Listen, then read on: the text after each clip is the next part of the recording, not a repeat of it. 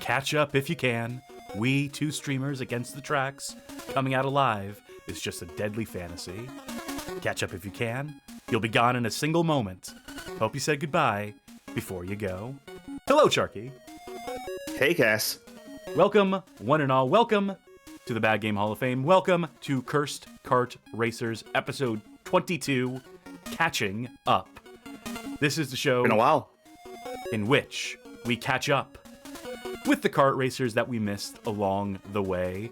We're coming in hot, nearing that final lap here in the Kursed Kart Racers. The next episode will be the last, making this the penultimate. And so we saw fit, since this is a somewhat chronological, somewhat thorough look back at the kart racer genre. If we missed a couple along the way, we hope to include them here, as many as we can. I'm sure we're missing more, especially as we get into the post-2010s era, where there's more kart racers than you can shake a stick at across like digital distribution platforms and the like. So we've had to be selective when it comes to that stuff, but there are a few ones along the way that we just genuinely meant to include, forgot to include, didn't recognize existed, and so that's what this episode here is all about. And they span the gamut. And are you excited at any point in any sort of way at this point, Sharky? I'm so excited I'm about to sneeze. Nope, it's gone. So was my excitement. No, I lost excitement. My excitement was only lasting as long as I was about to sneeze. I was hoping that I'd be in a constant state of throughout the entire show, which would have been great commentary, actually. Oh, that would have been stellar. I'm excited. It's the next episode. I'm not excited for this episode, but actually, you know what? I take that back. There's something in this episode I'm very excited to see, but you know, we'll get to it. But yeah, I'm happy to almost be wrapping this one up. Not that I don't like this series, but this has been by far our longest series, and we can finally do something else every other Saturday. Yeah, no surprises here. I'm happy. I'm excited to get this series done, to be done with the Kursed Kart Racers, because it has gone on so long, because I am so sick of kart racers.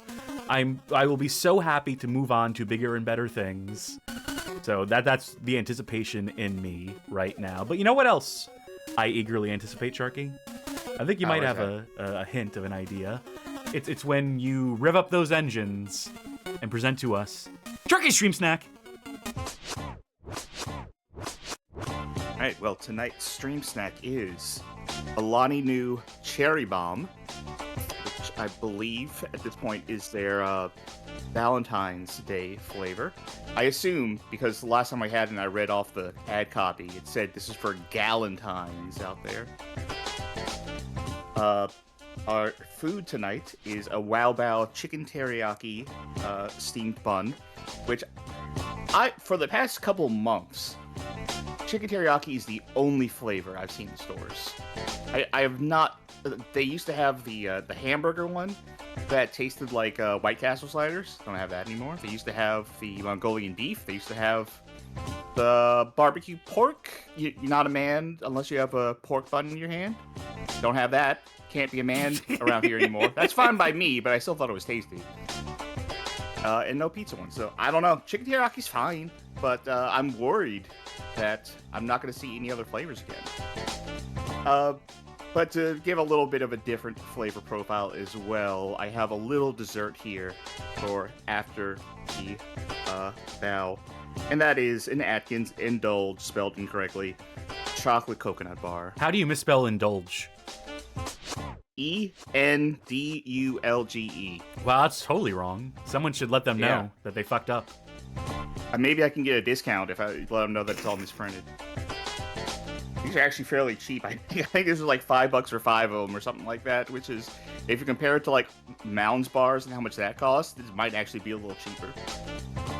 And it's Atkins, so I must be losing weight when I'm eating it. That's, clearly. So I'm supposed to interpret it. Of all the fad diets, that's one of the ones that is one of them. Your stream snack. Oh, I'm just drinking my Monster Ultraviolet so I can get through this godforsaken show. All right then. In that case, I think that'll do it for the stream snack. Very good. Thank you. Just to read some comments from chat. First of all, thank you to Penis Madness Girl for subscribing for 2 months. Johnny Baghead, who will show up in the show today in a special featurette, something to look forward to, asks, is rubbing racing? Depends what kind of rubbing. Nah, all of it is. All right, fair enough. You heard it here first, folks. My days in college were anything to, go by. All rubbing is racing. Psy42 says Happy Galentine's Day to those who celebrate. And I Am Headful points out that this series is so long, there's still a drink up graffiti in the background here. When we first started this series, this retrospective, we had a drink up redeem where you could make me drink on command. Water, of course. There's also no one ever bothered to clean up that crime scene there. Looking at the scroller in the background, so yeesh. Maybe drink up. I don't think we even started the stream snack when we started this segment, did we? That's a good question. One for the stream snack historians to answer. Yeah, but maybe that's what drink up is now, for me to drink up my stream snack. We'll go with that, and we'll go on over to the 4x3 screen where we can get started with tonight's festivities. First game tonight, earliest one I have on here, as marked as us having missed. I will say, I had half a mind to play the other versions of Street Racer. I think we played, the PS1 version and Game Boy version. There's an SNES version, Genesis version. But that game's so fucking boring that I scrapped that. I had half a mind to play the Sega CD version of BC Racers, which, if you recall from one of those early episodes, was a game where we tried to play the Sega CD version.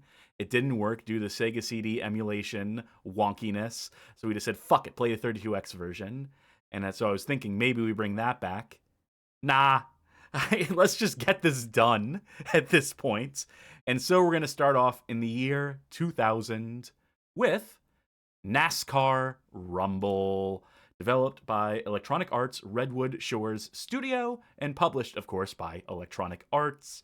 Appears to be a February 2000 release. And yeah, NASCAR went and made a kart racer of sorts. I really feel like we did discuss this one early on, and we decided against it for some reason.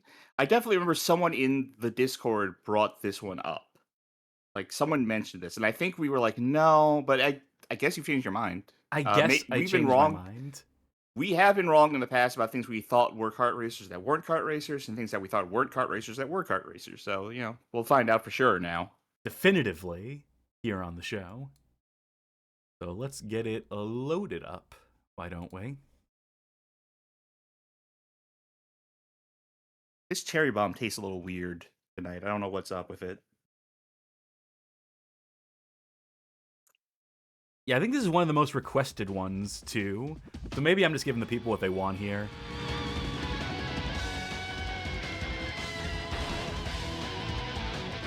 Did we end up playing a later NASCAR kart racer at some point? We did. We played one that was, like, team-based, I think. Or, like, the gimmick was you pick 2 drivers. That sounds familiar. It was for the Wii. I think I did praise it at the time for having some kind of forward-thinking ideas as far as where kart racers were going to go. In fact, let me, as the chopsticks fall on my thing, it was actually called NASCAR Kart Racing. Well, there you go. That one, definitively a kart racer. It ranked number 29 on our list overall. That's fairly high, all things told. That's very high. On a list of, like, 166? That's real high. Brake and reverse, but also just a brake key. Launch power-up is R2. Gauge toggle. Okay. Yeah, okay. I think I got all that. I played a little bit of this earlier. We have 2 racing classes available to us. We have Rookie and Kid Play. And we can also say how many power-ups we want. Do we want none, some, more, or mayhem? Now, does this game have kid in play? Because we might have some like copyright issues there. Let's hope not, for our sake. To come into black flag on the last lap with copyright strikes and claims would be a shame. I'll just do a couple of single races, why don't I? Wait until we get to Beyblade carts.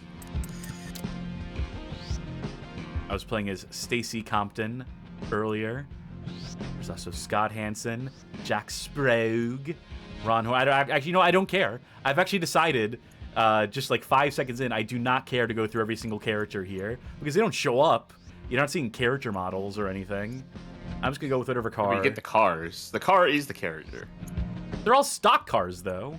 They're all the same goddamn but car. sponsors. All right, the sponsors are the characters. Do you want the Cheerios car? Hendrick car? I don't know. Favorite number?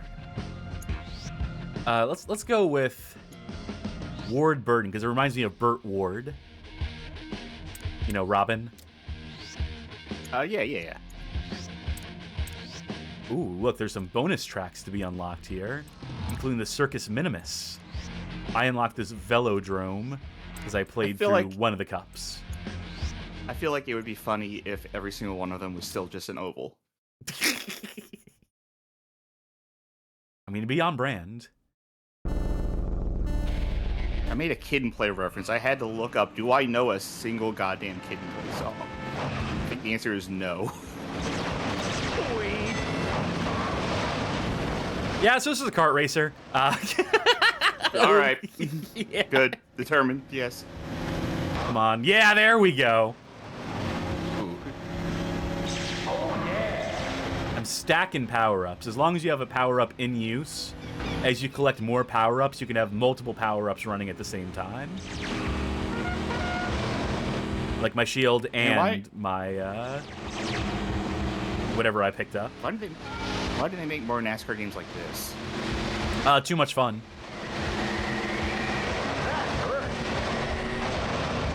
That's what happens when you get hit by a tornado, by the way. It doesn't seem like that big a deal. Tornado chasers are, you know, kind of not impressing me much after that. I remember watching Twister as a kid, and there's that scene where, like, the cow flies by. Like, someone just says, cow, pointed out. Remember as a kid thinking that the movie should have progressed with just more and more cows being sucked up by this tornado. Oh yeah, that was my problem with that movie. I was inventing like Sharknado, basically, but with cows. That ice attack is fucking brutal, by the way. The amount of control it arrests from you. Isn't there a Universal Studios ride? It's probably not at this point, but where it's a Twister experience where you get to watch a set get demolished in real time. There was. I don't know how many of those like experience things still exist that aren't like just Harry Potter or Star Wars. I mean, it was all over when they got rid of Jaws, for Christ's sakes. I don't care if that ride sucks. You gotta keep that for legacy. Wasn't there like a backdraft ride that was around for like an extremely long period of time? I believe experience or whatever. It was in that video game that Universal Studios thing with Woody Woodpecker. You know what I'm talking about? Yeah, Universal Studios with Woody Woodpecker, I think it's called. Or something along those lines. I think there's actually two of those games. There's a Japanese exclusive version of it that is slightly different, and then there's a North American European release that is different. Definitely be playing on the show at some point. This game is chaotic, to its credit. I see that. This game just throws you around. And I feel like the fact that this is stock cars would put this on your good list of kart games, because you don't have to worry about like managing your stats or, you know, worrying about like what character you're picking, because they're all the same. You know, yes. I'm going to say, yes, that is correct. I agree with that point you are making. It just means that, it comes down to pure driving skill and luck of the draw when it comes to item pickups. Unless there are hidden stats we don't know about, but I doubt that's the case. I somehow doubt it. I think that the median that you're driving on has some sort of like weird physics to it. Because you seem to be rocking back and forth on it like you're riding some sort of ridge. He's got several pairs. Do you notice the running commentary throughout this, by the way? Uh-huh. It's very easy to not notice. It's very easy to just completely ignore.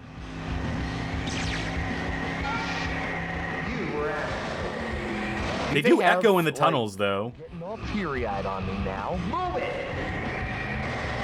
Also, I can tell that I'm still 15 seconds ahead of whoever's in second, so I like having that indicator on screen for this. Oh yeah, I see that. I've never watched like NASCAR on TV. Do they have like running commentators throughout the whole thing? They must, right? Yes, there are announced teams. Oh, yeah. And you can also listen to the pit crews talk to the racers, or like listen to the crew chiefs. Don't NASCAR races go on for like a really long time?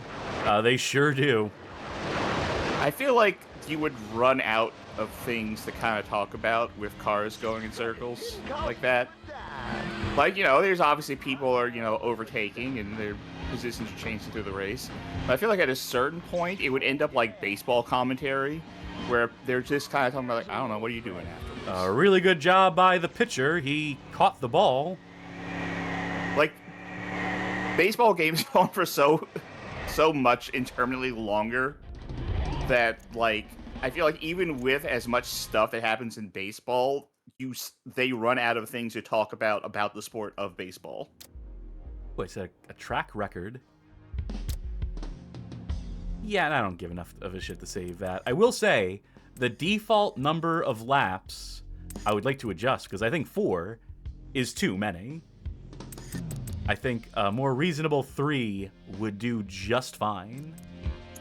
So you set it up to 500, like in Indianapolis. No, you can go all the way up to 8, which still seems like real long. Which is torture.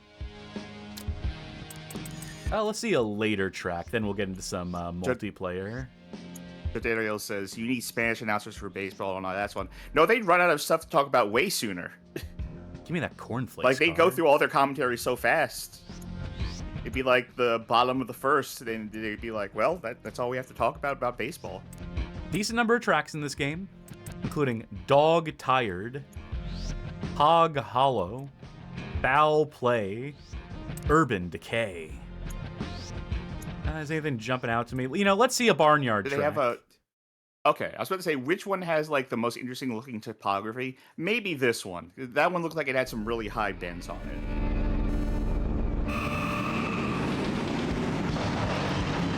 Going Kellogg's now? Yeah, we're sponsored now. Wait, what's that truck doing here? Stock truck. I mean, it's stock cars, but they didn't say, they have to be all the same type of car, just that they're stock. Yeah, there's also a Formula 1 car on here. It's a stock car for Formula 1. You know what movie I watched recently? Ford versus Ferrari. That's a good-ass movie. Is it a documentary, or is it a fictional No, thing, it's got Christian Bale and Matt Damon in, playing historical figures in the racing scene. Just to also let you know that there is, like, NASCAR truck races. So. Carmen in chat asks, how does Ford versus Ferrari compare to Alien versus Predator? Definitely not as much sexual tension. Remember when they tried to intonate that the Predator and the lead human lady would, like, fall in love with each other in Alien versus Predator? How they get sort of flirty towards the end? I vaguely remember hearing people talk about that or joke about that. But only because you mentioned it.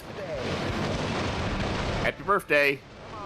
Jesus. Happy birthday. I'm just going to press triangle to reset my car. How about that, game? And I think I need to make better use of the shortcuts. Well, you're a horrible driver. Did the game just call me a horrible driver? It's yes. Rude. Hey, It's not my fault I got hit by a bomb and a tornado within the span of 5 seconds. I'm gonna chalk that up as a freak weather incident and consider myself fucking blameless in that. Thank you very much. I know that's not his name, but I'm reading that as Joe Namecheck. Where'd that come from? Joe Namecheck and his best friend, Drake. I can't turn it all when I'm frozen, by the way. On. See you at the finish line.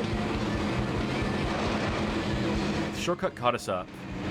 Hoping the next shortcut gets us ahead. You call yourself a race driver? Wow, this game gets so mean if you're not in first. They're just laying it on thick. You call yourself a race driver? Hell, you're barely a human being. 4th place? Why don't you just go drive that car off a cliff, buddy? I feel like this is your opponents talking to you, though, not the announcers. Job here. Maybe. It is hard to tell, because this game just becomes a wall of noise. What? No, wait. That sped you up a bit. It didn't help me. Congratulations, Grandma. Oh, congratulations, Grandma. I don't know what she accomplished, but I'm proud of her. We love you, Grandma. That's it. It's actually a hidden developer message. Bye-bye. Like, Yeah, remember, I'm you hoping hear my that thing grandma about- plays this game. like, I don't know if you saw that thing about in Mario's preschool years or whatever that game was, that there were developer hidden messages For their kids. specifically for the developers' kids, saying like, "I love you, Jessica," or whatever. I want one of these where the messages are there, but for their grandmas and grandpas, like, "I love you, Papa." Well, here we are. Glad you Congratulations. on the Hidden in a World War II game or something, maybe so he'd like it. Good job figuring out how to turn on the system, Grandpa. We're proud of you. All right, I got a 7-second lead. Let's see if I can maintain it by driving through the chicken coop again. I think that's coming up on the left. That was too easy. Easy. Look what you've done.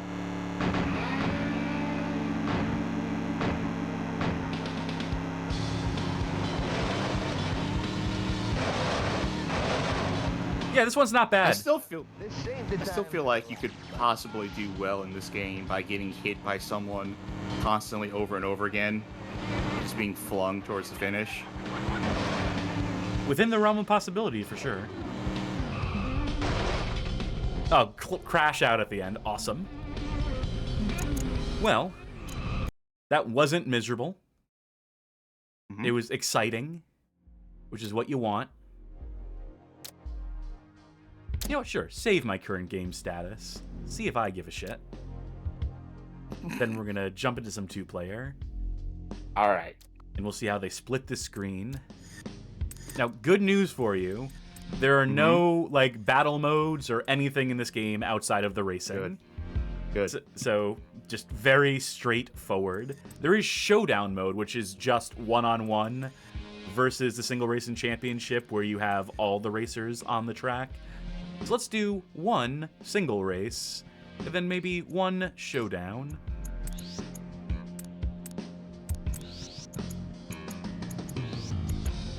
Oh, you can even see the unlockable cars here. The hot rod, the golf cart, an RV, a chicken truck, a tow truck, a jet car. I guess they really do just break the rules at a certain point. The EA sports car. I'll go with Stacy Compton. Why don't I? The loader is locked. If there's any I'm gonna go- button codes to unlock everything, someone in chat might let us know. Also, you can change between automatic and manual. You know, if you're a sicko. I hope I'm in automatic. I didn't look. You know, I'm feeling dog tired. Well, that's the name of the track. Yeah. I have an energy drink. Mm-hmm. Oh, buttons. X to accelerate, R2 to use items. R1 would be rear view mirror, but in this gameplay mode, it just makes you look behind straight up. I guess that's an optimization thing. L2 if you want to change your perspective. Okay. Square and circle or brake reverse. And if you get stuck or flipped around, you can press triangle to reset your vehicle. All right. Look out, everybody. Yeah, this is definitely one of those tracks where you need to brake around the corners. Is it square to brake? Yep. Or circle. Okay. Oh, the AI got caught in a corner. Oh, I see that. And the guy accidentally found a shortcut. Here we go. Man, he pedals slow. I think I on purpose found a shortcut. Oh, which way does this turn? Wow. Wrong way. All right. That was not very clear which way I had to turn. I will say this multiplayer is definitely a little more framing. Yeah? Not unacceptably so, but it could get there. I feel like it is impacting my ability to control the game. That bad for you? Yeah. And I don't feel like that's not a Discord thing. I feel like that's the game's frame rate thing. Here we go. Oh, I just realized it reset to 4 laps again. Leave. I missed a shortcut. Well, we're committed now. Forward, not backward.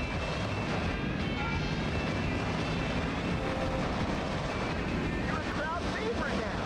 Moving on up. I assume he's talking to me. Thank you. You feel special. You know what's good about these games with running commentary is that we can just shut up and the game can talk for us. Yeah. We don't even got to say a word. I will also note that I did just have a legitimate issue of the frames seeming to eat my inputs because I had to press R2 like 4 times to trigger an item I had. Oh, great.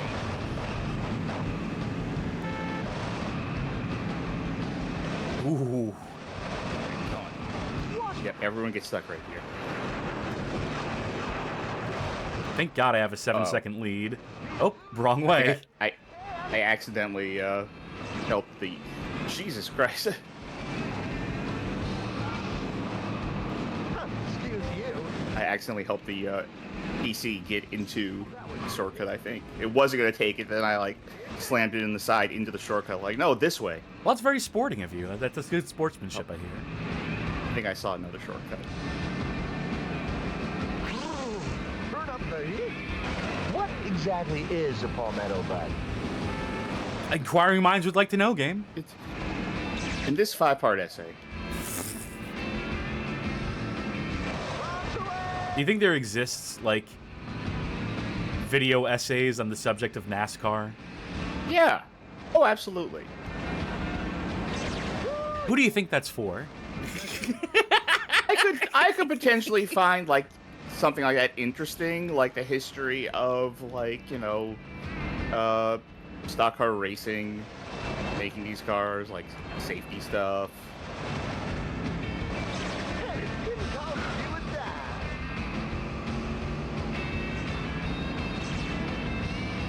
I feel like less interesting to me would be a video essay that was like a play-by-play analysis of one race. Unless it was a really Like interesting that. race, I guess. Like everyone but one person crashed. They were the worst driver by far. They won by default because they're the only person whose car didn't explode in a fiery, like, devastating pile-up. Like that guy at the Olympics who couldn't really swim, but everyone else Drowned. No. Okay, so I don't remember the full story, but I think the guy was nicknamed the Eel. But he was at the Olympics. He was not honestly great at swimming, but he was the best in his country. And his country, you know, is not going to not go to the Olympics. But everyone else in the qualifier race that he was in at the Olympics accidentally, like, jumped the start, except for him. So everyone but him was disqualified. So he got to swim by himself. So he won that qualifier race. It took him, like, 3 times as long as it's supposed to. But everyone was cheering for him. Everyone was like, hell yeah, hell yeah. The announcers were going nuts. I wonder if the same sort of set of circumstances conspired to bring that Australian breakdancing lady to the Olympics. Maybe Everyone she else won the broke written their essay legs. contest. She did write an academic essay on breakdancing. That was that lady's origin story.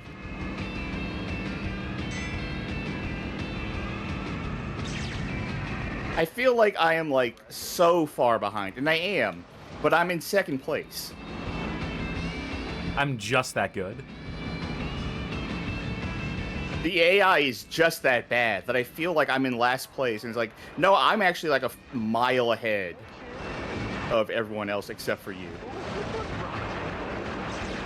Special blend coming up. Way to finish. I do appreciate that at the end of every race, your car just crashes into the wall, ejecting your driver through the windshield. Woo, yeah. I was gonna see, what if I go real slow, but let me just... Cool. Oh, we actually skid out. You found a way to avoid it. Good for you. I was actually aiming for the side. I was hoping that I was gonna like crash into this wall there. Oh, you should put your name in. It'll auto-capitalize, I learned that. And then I think it might even remember your name for the next race and show you where you were seeing my name. Cassidy is this far ahead of you. It should show me Charky is this far ahead. Hell yeah, I'll save that game. I'll save your name You on want the to record. change it to Yes, I want to change it 3 to laps 3 again? laps. Yes, I do. Actually, no. Showdown mode is just 1 lap, though, isn't it? You might be right, but I'm going to err on the side of caution. Cyber teams? What's the difference between a team and a cyber team? We may never know. 2 players duel it out for 1 lap. I'll play Maybe as my mistake Hornady. was bringing a truck. Let's go with Rusty Wallace. That's a good NASCAR name, Rusty Wallace. Yeehaw to that. Oh, you know what? High noon. That's the perfect spot for our showdown, for our duel. Also locked. Oh, fuck, it is. That's brutal. I guess I'm going to see what the velodrome is, because I unlocked it. By beating 1 circuit, by beating 1 cup.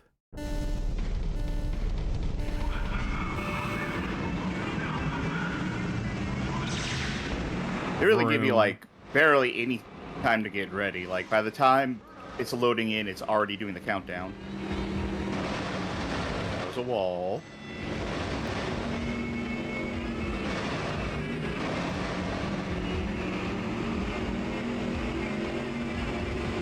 I bet you got like a minute Not of enough track games. left. Not enough games have a rolling start.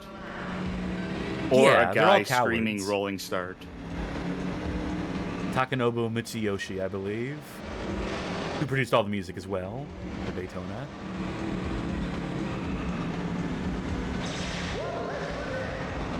Maybe they shouldn't be giving me boosts when I'm already in first place. Yeah, Most that's racing generally games, yeah. that's generally why Mario Kart does the position-specific power-ups. Well, I won for whatever that's worth. Congratulations. On what was definitely the most boring track I've seen in this game. You have to unlock the boring tracks. You know, Do they even have just a NASCAR track in here? Do they have just the oval? You know what? Let's find out. Oh wait, no, not showdown. Let's do 2 laps Okay. with other racers. Oh, co-op team. Say something nice. This game has a good sense of speed, and it's got mayhem going on as we enter into the Gonna be mayhem. father and son. Oh, You is want to there pick Dale Earnhardt Jr.? Yeah, sure, why not? I'll take Dale Earnhardt Sr. There we There are. he is. Okay, I'm looking for just a basic ass track. You would think a basic track would be named after one of the real things. Maybe they don't have it. I don't think they do. All right. That's probably a wise decision. All things said and done. Hey, where do you want to go for? Yeah, I'm looking for just the closest to. This Probably looks like Metropolis. a pretty standard track. All things Ship told. shape. Ship top Did- shape. Oh yeah, you did say something nice earlier. Yeah, I'd go as far as to say this is probably one of the good ones. So close. Now, we selected co-op. Does that put us on the same team by default? Don't know.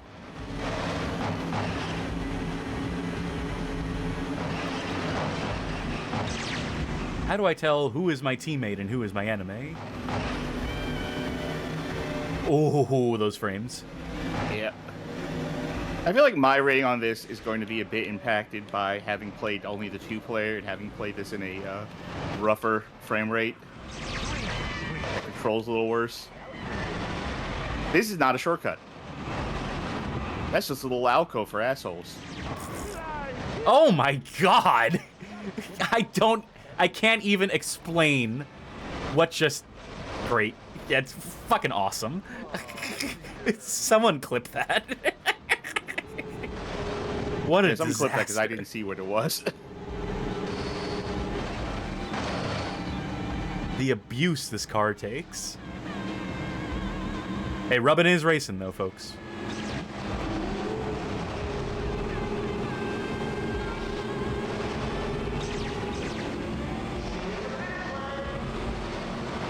Yeah, the Not tracks, getting any I will power-ups. say, tracks in this game generally a little too long. Also very narrow. I've noticed.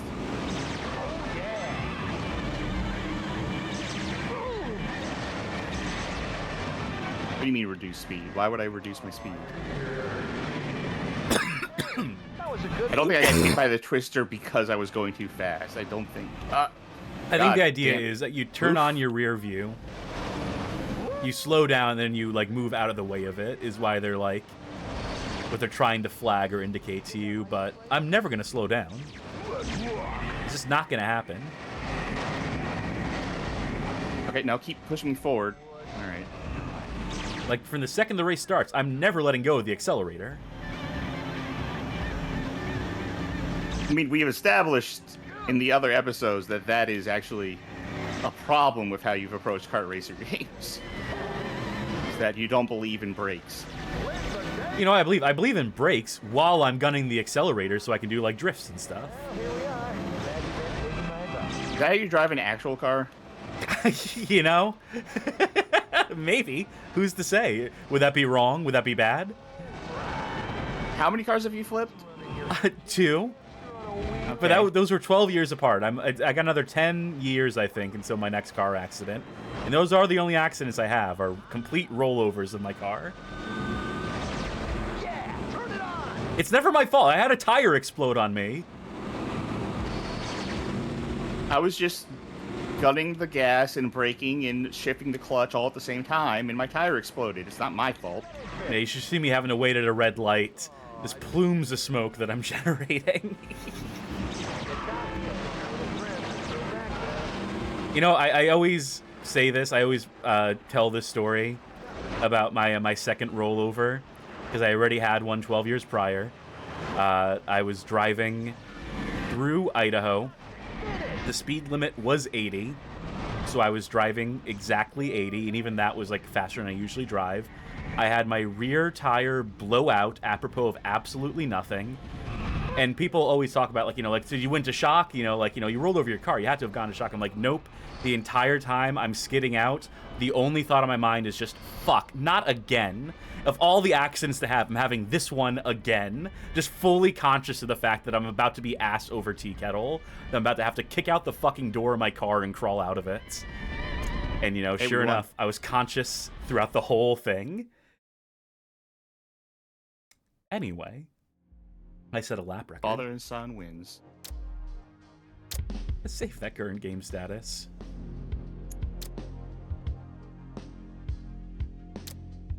And, yeah, that's gonna do it, I reckon, for NASCAR Rumble. Believe it or not, I'm glad we got back around to this one. I think this one definitely deserves to be on the list. Might even rate fairly highly. So good for NASCAR. Good for EA. Right? Too bad after that, sometime after that, they were like, you know what? Actually, realism is the way to go. Speaking of realism, the next one we have here on the list is a pure simulation racer. I don't even know what it's doing on here. This is the Kart Racer series, but when I think of hardcore realistic simulation, I think of Pet Racer, released in the year 2001, developed by Techland, and published by either Techland Publishing or Big City Games, depending on what part of the world you are in. Appears to be a December 20th, 2001 release here on the PC. These PC racers can be a bit spotty. We'll come back around to that subject.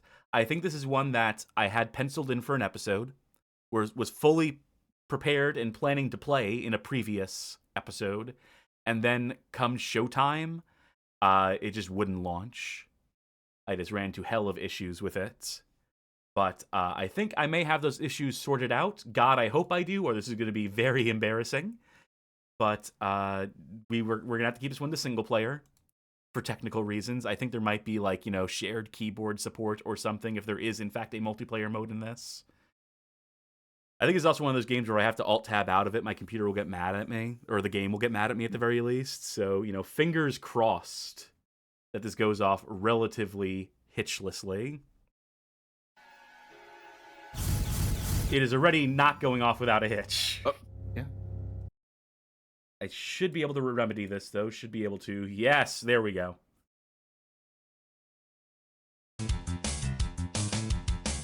I had one of these PC, kart racer games I played. It wasn't a kart racer, actually. It was just like a racing game. But it would not run at any frame rates, above 2. And I wanted just even in the main menus, and I wanted to show how bad it was. So I got Fraps loaded because this was the days of Fraps. Oh, I got Fraps. We are having up. issues. The game only captures when I'm Alt-Tabbed out of it. Luckily, I think I have a means for this. I think I have a means for capturing this properly, God willing. If not, I'll just have to do display capture. Nope, we got it. Okay. Problem solved. Phew. So I was trying to record this game where the main menu could only run at 2 frames per second. So I got Fraps open. I started recording. The game would only run properly if it was recording video. It was run at at a perfectly smooth 60 if I was recording video. If I stopped recording, it dipped back down to 2 and 5. Wonderful. So yeah, I confirm the multiplayer is 2 players sharing a keyboard. Maybe there's a way to set it so that it recognizes the... we'll give it one shot. I'll give it one sparing shot in a bit. So, this game really makes you work to unlock stuff in it. So we won't be able to show off too much of this. I am going to go to adventure mode, where you go to unlock tracks. I do like how that one character you're seeing was purple Chester Cheeto, they had a grape flavor Cheetos. By the way, I'm gonna lower this fucking music, by the way, so I can hear some of this wonderful voice acting. This is also... You say we're gonna give this one shot for multiplayer? I'm gonna say we're not, because this doesn't stream out to Parsec correctly. No kidding. What are you seeing? I'm seeing, I would say, 1 frame every 2 seconds, maybe. And sometimes those frames are the options menu. Cool. You remember when we did Bible games, and there was that one game Johnny and I couldn't see because it was, flashing back and forth from, the start of the game to whatever you were doing? That, it's that again. I love it. Well, as long as the folk at home can see it right now, I guess that's kind of the priority we're going to have to focus on. Wait a minute. I'm actually... What? I swear to God. I'm just gonna watch it on Twitch. No, that's fine. I'm gonna exit the game because I have progress in this goddamn game. I need to have progress in this game so I can show off more than one track in it. I did notice it had multiple copies of my name in the select thing. So I guess I have to go through the profiles until I find which Cassidy is the real Cassidy.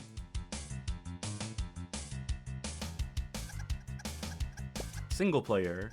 Adventure. Continue adventure. That's a good start. Fuck off! This is absolutely fucking annoying. Wait, it has my times. So what is the deal with... Oh, I hate this piece of shit. Fine, whatever, game. You win. I guess we're just gonna start from the beginning. This is my place, and I won't make it easy for you. Are you sure you can compete with me? That's as much plot as we're getting. Get ready for a lot of forest. You have to race in 6 interchangeable forest tracks to unlock any other tracks in this game, to unlock any other tile sets.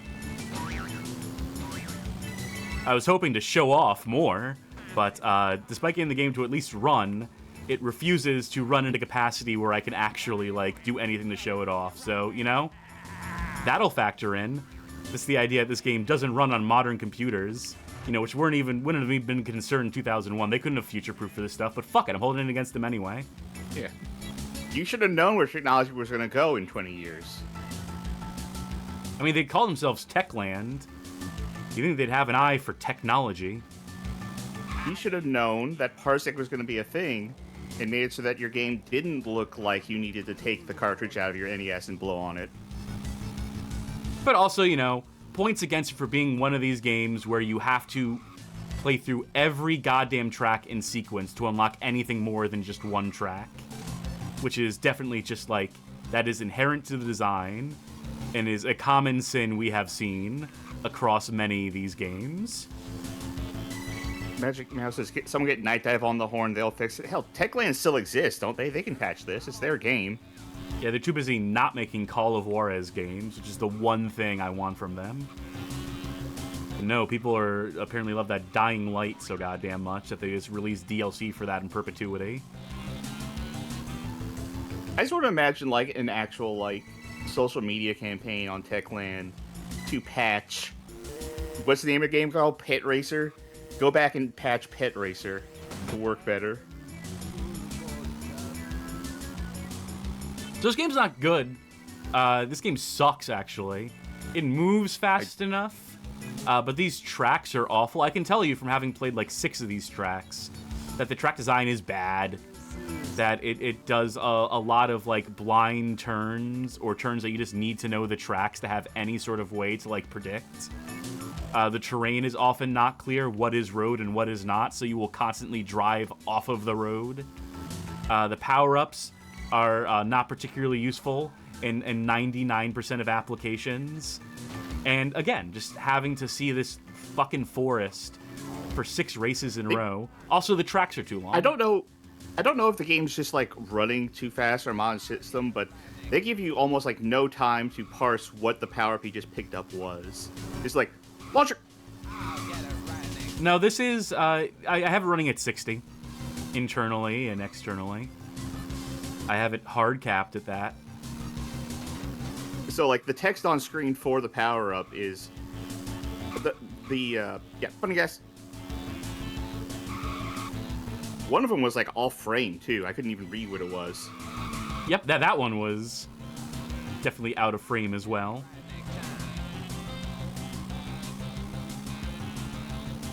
I'm not trying to miss the present. Pistol. Is it the turning is so bad? Oh, no, that's me with every kart racer. My specialty is missing power-ups.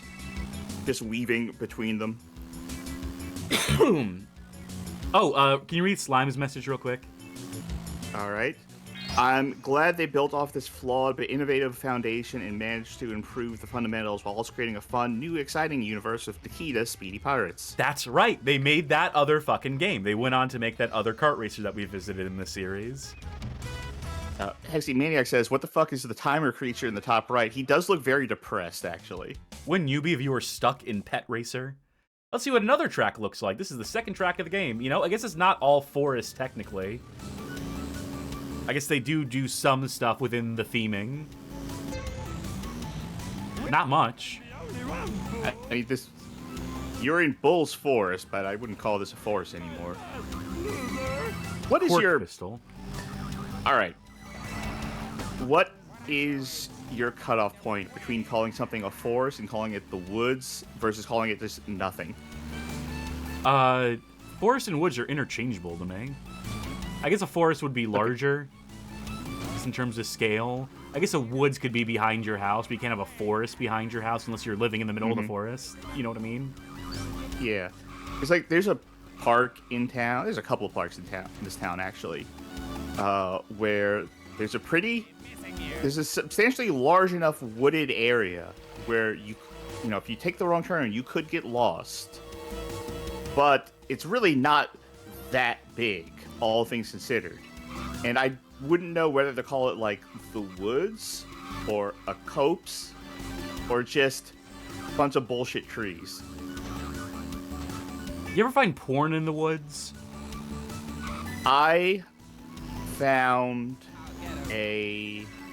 not porn necessarily, but I found an extremely dirty mattress, very much stained with time and God knows what else. It was a whole living situation I found, which, you know, obviously that means someone was trying to make it out there, but no, that's the most I found is someone's living space with a, I guess, understandably dirty mattress, all things considered. It was the woods. I've heard so many stories from so many friends who just find porno magazines out in the woods, like in like the late 80s, early 90s. I guess it was like a sort of communal thing where you would tell your friends, yo, there's a porno mag, there's a Playboy under this rock in the woods behind the school. And I've heard Red Letter Media talk about it as well, so apparently it's a thing. I had this bad day once, like years and years and years ago.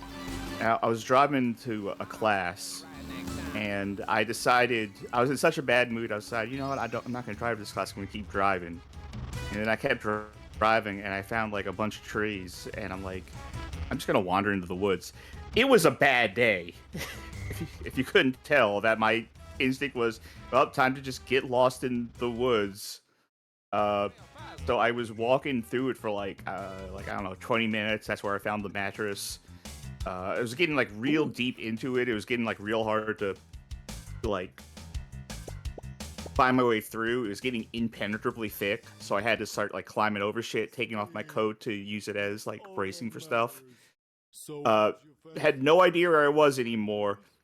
Found my way through an opening, and I was in the middle of a golf course.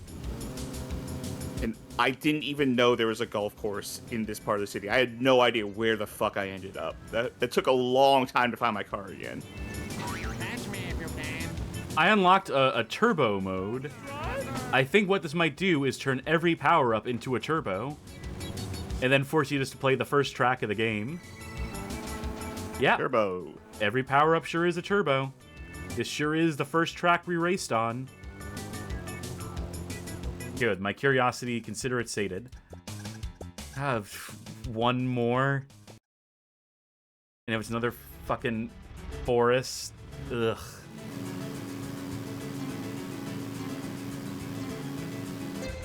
Like, I've played worse kart racers as part of this series. This at least has a sense of speed. If that's about the only thing it has going for it. Otherwise, it's just one of the most generic implementations of the kart racer concept, with some of the weakest execution that I think we've seen in a long while. Say, probably about 30 seconds ago, you did a real cool flip in the air. That was like 5 seconds ago. How's the Discord stream looking right now? Not good.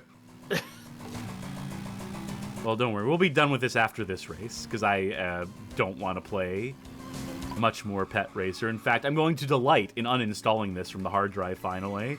I had it around just so we could show it off in this episode on this series, and I will no longer have a use for this. as soon as this recording is done. Yeah, I wonder if those woods are still around now that I think about it. Because, granted, it was a real bad time that I decided I want to go get lost in the woods. But now I'm looking wistfully back at, like, how is this? I got lost in the woods. About to just wander around. That'd be nice. It's probably going to be cold, right? I think everywhere in America is going to be cold in, like, a day, if not right now.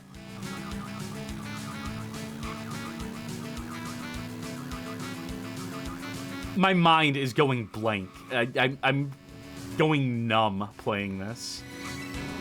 Oh yeah, I'm thinking of trees at this point. That sounds more exciting. What is the temperature? Okay, it'll be good outdoor temperature Monday. It'll be 44 degrees with no rain. We do a show on Monday though. Casual Mondays. I don't think I can do my show live from the woods, or can I? I believe it Say Something Nice was redeemed. It runs at 60 on a modern computer. Apparently. Who's to say how it ran back in the day? Though I can't imagine this was pushing systems, pushing processors even in 2002, unless you were playing on a woefully outdated computer. Unless you're trying to get this to run on Windows 95 or something, which, a lot of people tried to do back in the day.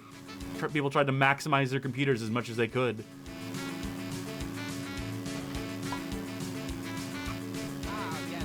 That's the only nice thing I have to say about it.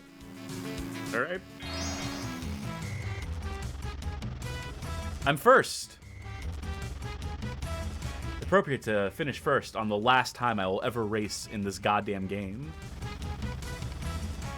I can't skip this, by the way. I'm sitting here for the arbitrary amount of time they decide I need to sit there. All right, that was Pet Racer. I hate it. And now it is closed, and soon it will be uninstalled.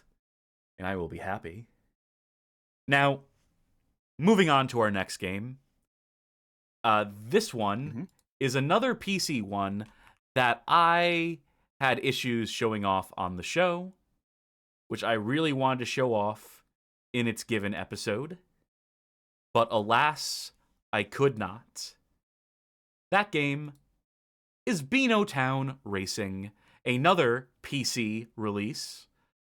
This one from November 2003, developed by Simian Industries, published by Zoo Digital Publishing, or alternatively, depending on your region, Game Factory, or Russobit. This is a tie-in to the Beanotown universe of comic books, the likes of Dennis the Menace, Corky the Cat, et al. Biffo the Bear, right? Yeah, I believe so. That everyone loves. Yeah, that sounds about right to me. Yeah, this game still doesn't run. I spent fucking 6 hours trying to get this piece of shit to run, but apparently it is, like, super contentious. There are, like, widescreen patches for it, but none of them address the fact that this game just doesn't run. I think a big problem, one that I seem to run into, is that it has a very convoluted configuration file, a separate configuration executable that just doesn't fucking work on any Windows beyond Windows 2000 or Windows XP.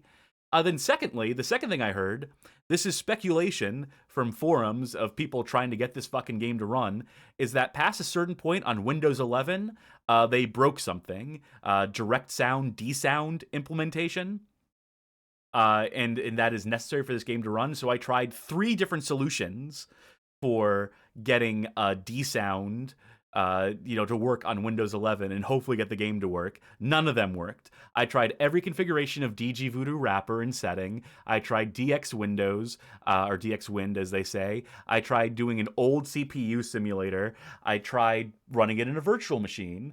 I tried goddamn everything short of getting a Windows XP tower and running the game on that. But alas, it was not to be. So I'll just have to report on what I know of this game. I swear there was a time I got it to run once, back when we first wanted to show this off. So I'll show a screenshot of the game. Very flattering. Yeah, it's a generic kart racer on PC. You got your cartoon characters. Got some cartoony tracks. There might be towns and cities from the comics, I would presume. I recall it not controlling particularly well. I recall it being fairly just generic in every way you'd expect. I don't believe there are any particularly exciting gameplay modes outside of just the racing. I don't believe it has multiplayer. I believe it is a single-player only experience on your PC. So no huddling around the keyboard to play with friends. So yeah, pretty bare bones. Simian Industries, this would be their sole game credits. This would be the one game that they made before riding off into that sunset, before wafting off into that sunset. You can find videos of this game running. You can find videos of people playing this game over on YouTube. People being whelmed by it. A lot of British folk who seem to have some nostalgia for the characters and properties contained within. But that ain't me. And I did my time trying to get this to run. And unfortunately, I'm just going to have to write it off at this point. Would have been a dream to fart on stream. But alas, we move on to our next game. And this one actually does work. This one actually will run for us. For it is... Well, that's out of sequence.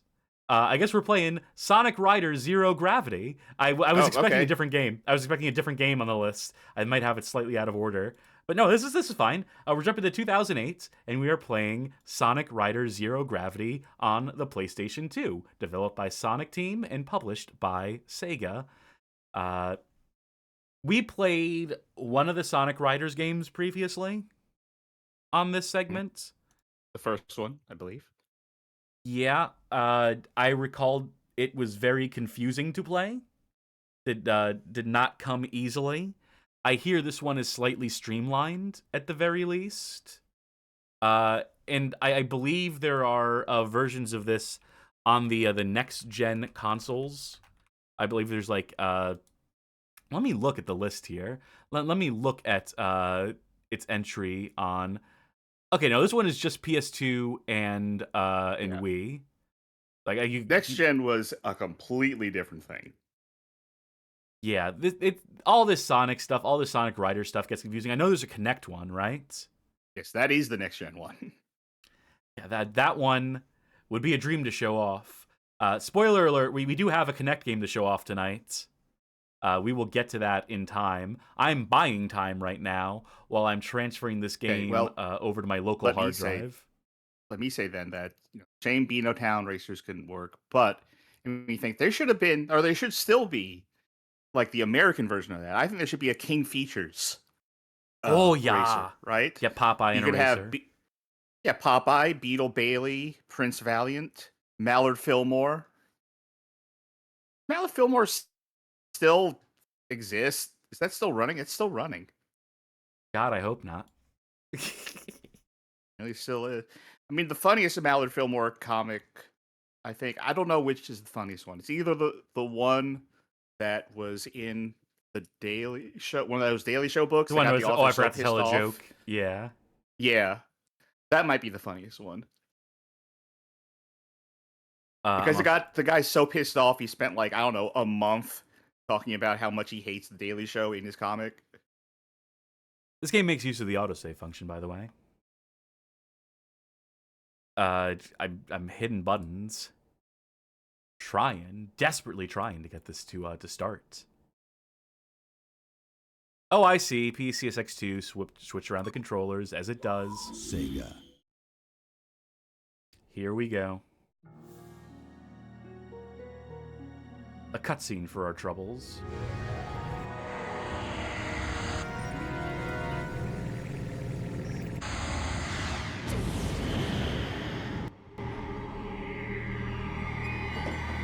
It's even worth trying to balance the volume to this when the game volume's undoubtedly going to be completely different. Won't stop me from trying.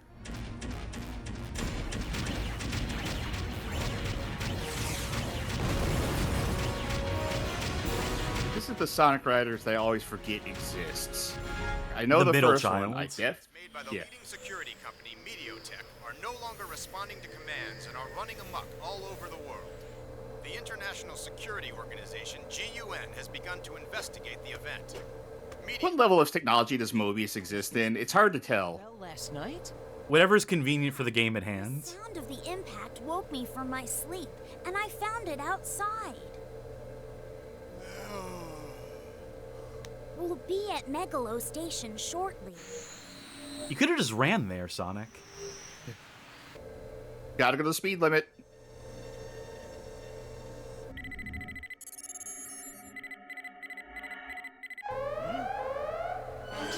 Oh no, the Hyperloop is shutting down. You got to it before I did. That elevator! Hey, you know, when we play racing games, it's a race to the joke. What's up with them? Are they the ones from the news? Watch out. It seems like he had more to say after that. Just get out of the car. Sonic, you eat baddies like this for breakfast. You spin dash into them or... Okay, but then, like, what about, you know, Knuckles and Tails? They also are used to famously this don't shit. do any fighting. Yeah.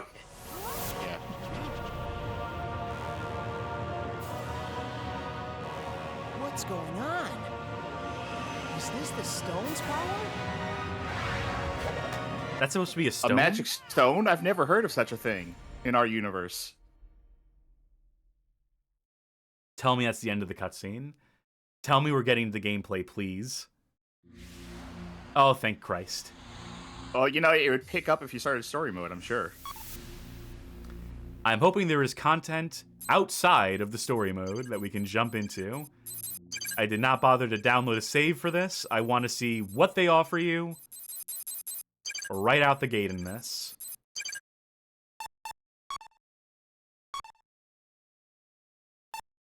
Game starts. Not promising.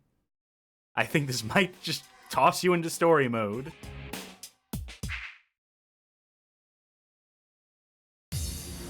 Might as well check those options.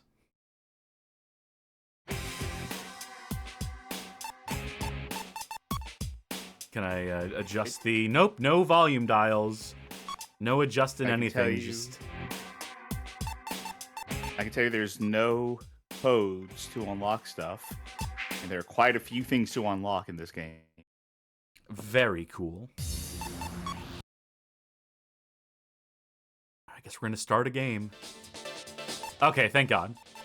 Okay, there you go. Just give me a normal... You know what? We'll play the first mission of story mode. Sure. Looks like you can unlock... You can play the Heroes campaign, then unlock the Dark campaign, maybe? A la a Sonic Adventure 2. Mostly I just want to do this tutorial. I think the other story is Babylon and not Dark. Oh, that team of birds, right? Yeah. Match your timing to the ghosts so you can cross the starting line. Maybe this will be helpful because these are kind of esoteric games. Sweet. Hey, I did it! Congrats. Begin competition. Yeah, I'm ready. Shit, let's go, baby. Former start dash. Well, how do I do that? You have to cross the start line within half a second. Gotta try harder. Oh, now he's just doing his own thing. Okay, 2, 1. Fuck! What? But you did it right, didn't you? Gotta try harder. No, I hit the gate early. Because there's a incredibly specific... Oh, half a second after. Half a second after. Okay. Sweet. Okay, there you go. That didn't seem like a boost, but whatever. Restart or quit game. Is that it for the tutorial? That's the story. Wow, what a fucking horrible interface for that. Oh, I see how they're doing this. Well, you won't just Okay. let me go directly into the next one. I have to back out to a menu to continue tutorializing. Every guide for this game is for the Wii. So, it's not going to help figure out what the controls are.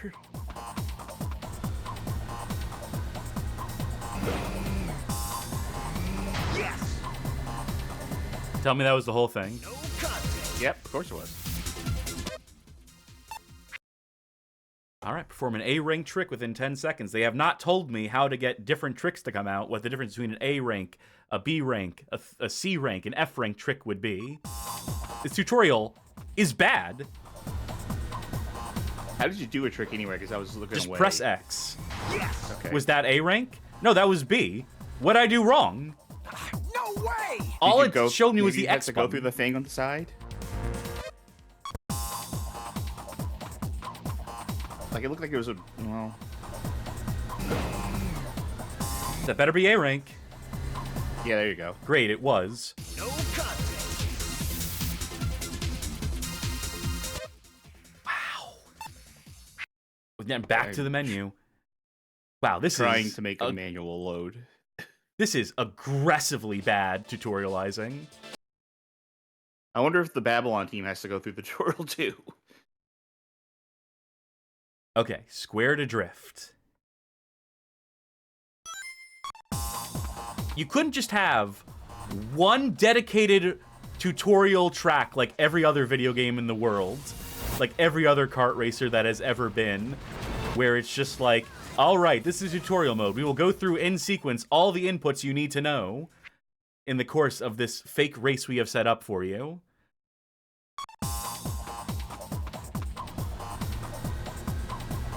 Okay. I had to go to ScribDB to actually find the manual in a way that would load. It's work. I guess I didn't do it good enough. No feedback on what I may have done wrong in there, mind you. Did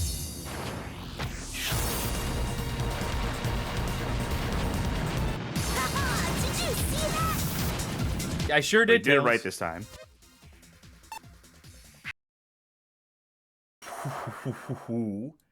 This is at least more straightforward than the previous Sonic Riders game that we did not like at all.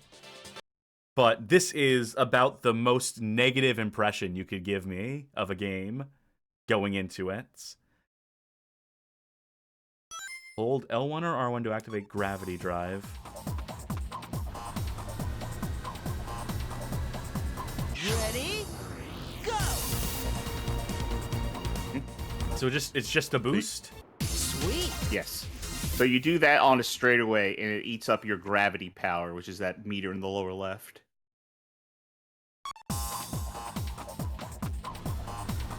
Ready? Go!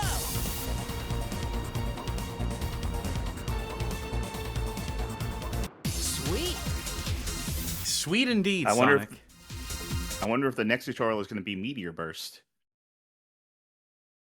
I have a feeling you Or know if they're more about gonna this give game you than I do. tutorial. No, gear change. Now that's different. I'm so fucking over this. Let's get into an actual race. Let's just see what happens. Skip the story. Evade the robot assault. In other words, get first place.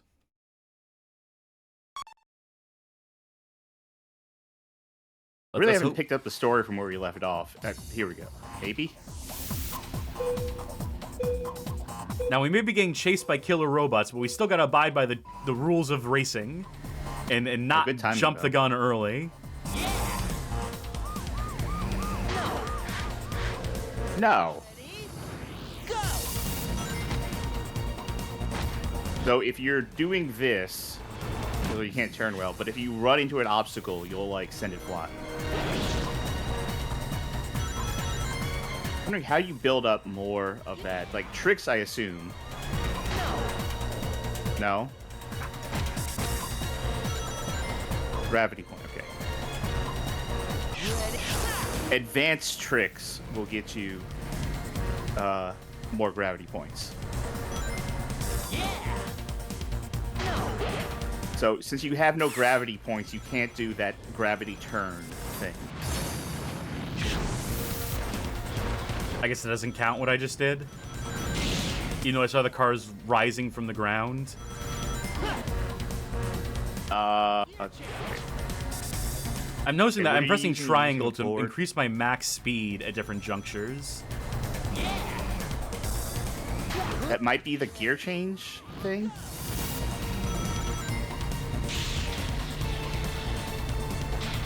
I'm in second place, apparently.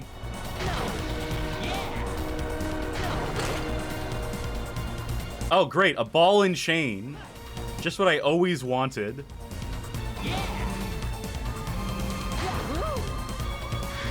That's right.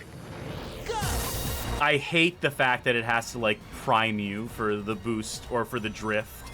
That does, like, this big cinematic swell every time.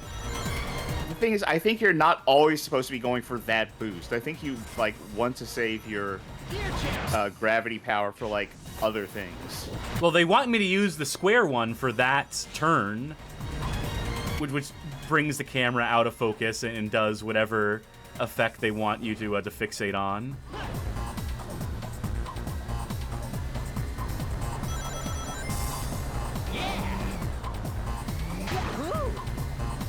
It's an A-ring trick right there. Wish I could have ground that rail. You missed that tutorial. You did miss that tutorial.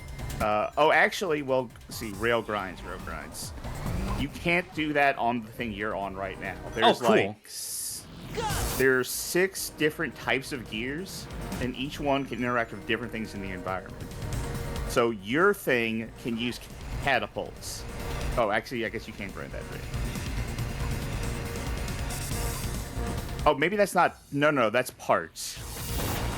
You were saying this is simple. This is not. I'm looking at the manual. There's gear parts and gear types.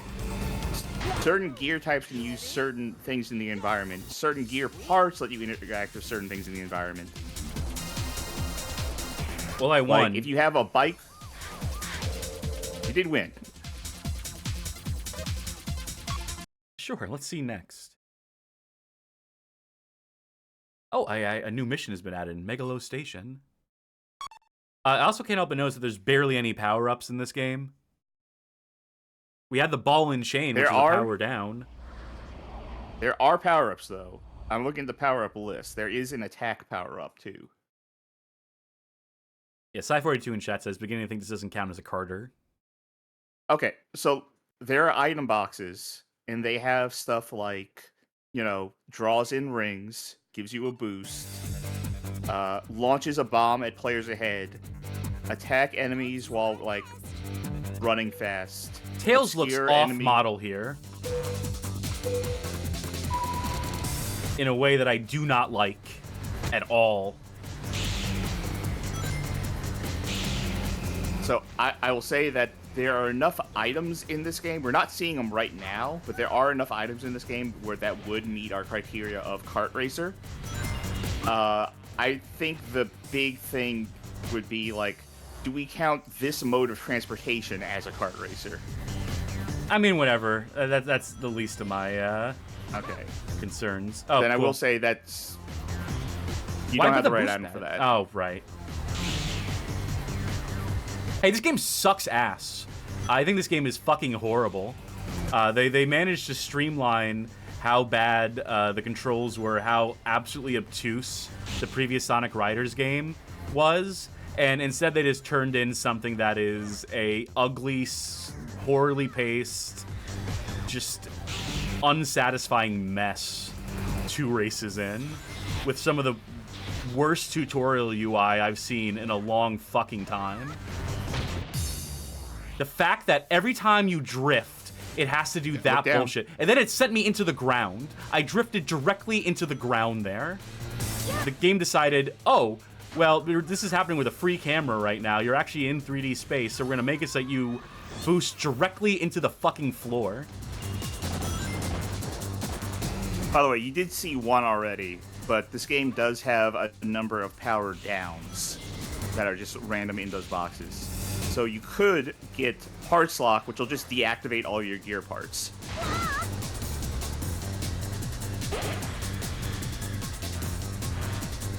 Johnny, read Johnny's comment. All right, let me get back to it. Johnny says, I can't agree. I get the tutorials were clunkily done, but you're missing key mechanics by not finishing. Like what? Pray tell, like what? Well, I'm looking at the manual right now. There's wall routes, meteor burst, the gear types and gear parts, the way that gears interact with things like catapults and barricades, and what requirement you need to be able to do either of those things. I'm not saying these is good things. I think this is too complicated. Yeah, I was going to say that sure sounds like saying, a lot of overcomplications over what should just be a fairly generic, fairly straightforward, go fast type of game. Almost like that's Sonic's USP or something. You're not having to change gears when you're running on foot as Sonic the Hedgehog. You're not having to manage 20 different mechanics just to, like, move forward.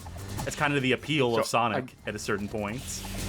I will say that it's true, and I was going to say that you are missing a lot of context on how this game is actually played. But I also think that this is maybe too much for any sort of, like, casual play.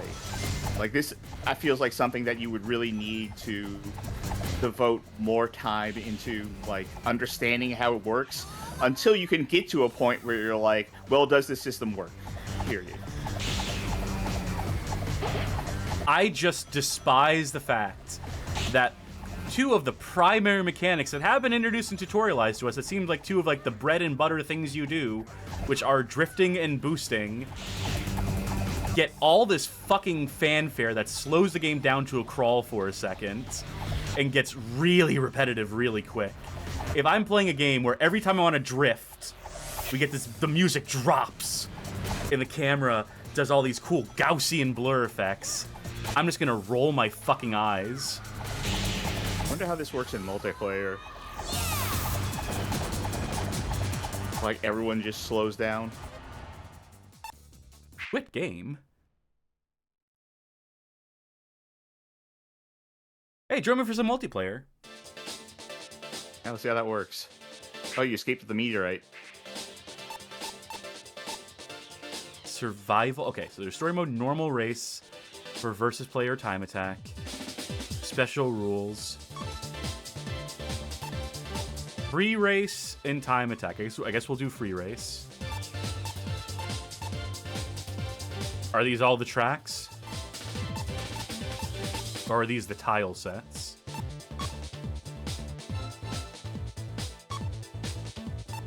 Okay. Sure. Have no fear, Amy Rose is here. I can't select any other vehicles or boards or decks or whatever we call them.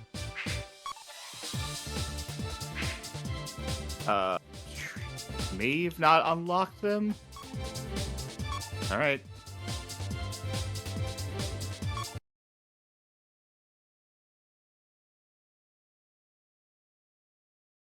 Imagine me, I was just eating you alive in the YouTube comments. They can eat my ass in the YouTube comments. I think. Yeah, that's what Brush of Chaos says.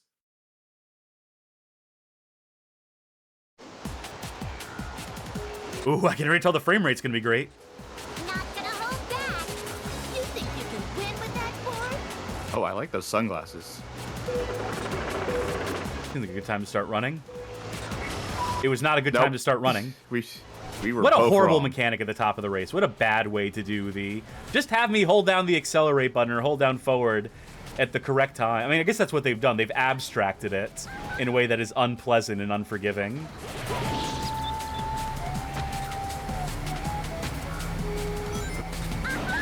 It doesn't mean I gotta like it.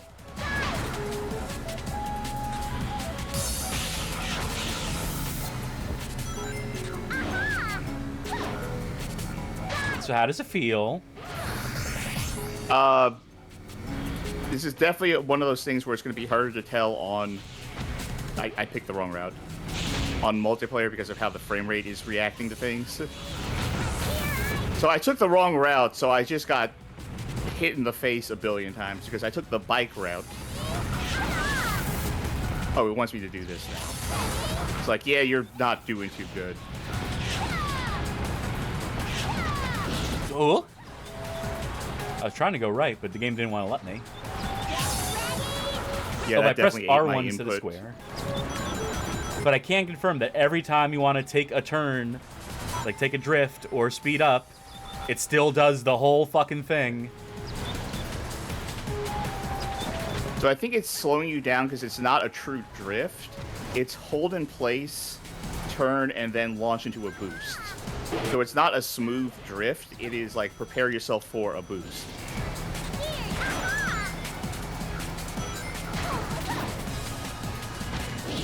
It's like that one star you can ride in Kirby's Air Ride, where the only way to turn is to hold down the button, the single button in the game, and then turn to face the direction that you want to face. Yes.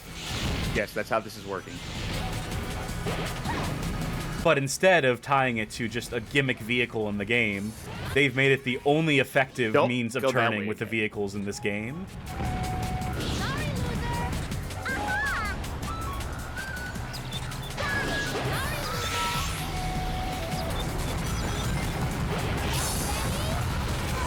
It ruins the soundtrack to this game, too, to have it constantly starting and stopping. I wonder if there's an option for that. Did not appear to be. We went to the sound settings, and it was only switching between stereo, surround, and mono.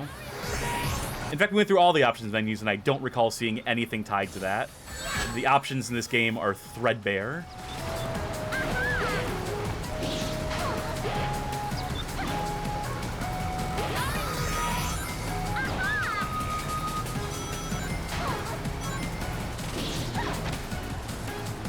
Did we not rate the last Sonic Riders game we've played? I don't remember. I think we decided it wasn't enough of a kart racer. This is also not Parsec, the game. It's just eating all my input on these things. Like, I can get it to work sometimes, but a lot of times it's just like, no, you didn't press X.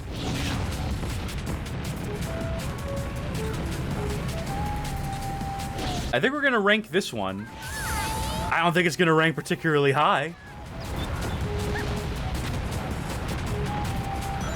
If it's okay, instead of doing the other race type, the other, like, whatever survival relay thing is, do you mind if I just do one single-player race for myself? Yeah, sure. So I can actually deal with this is. You know, we can do both.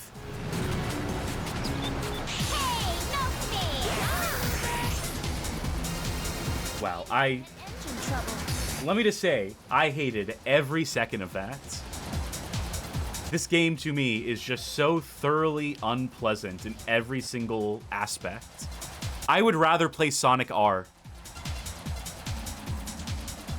Which is not a kart racer, by the way, and will not show up in this. I can confirm that we did not rank Sonic Riders. Fuck. I was pressing a button, waiting for a menu to pop up, and waiting to advance to the next thing. And when it finally did, I accidentally hit restart race. Luis says, unbeatable El Chavo. Yeah, El Chavo is a hell of a game, especially compared to this. All right, you are player one. I'm going to just do a singular free race. Sukapan redeemed to say something nice, which means we got to see Tails' beautiful music, face. It's nice. Yep. Okay. Yep. Yeah, if we can hear the music, the music's okay. When it's not being interrupted by the constant start-stopping nature of using boosts. Both Amy.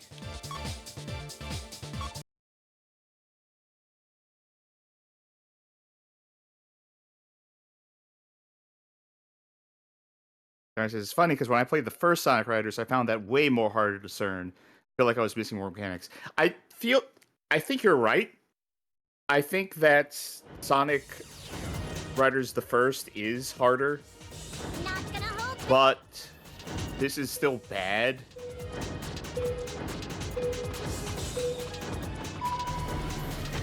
Bat Scout says, like, the first one has enough people who like it that there's 2 attempts at a rebalanced tournament mod, whereas I don't think this one has much of that at all.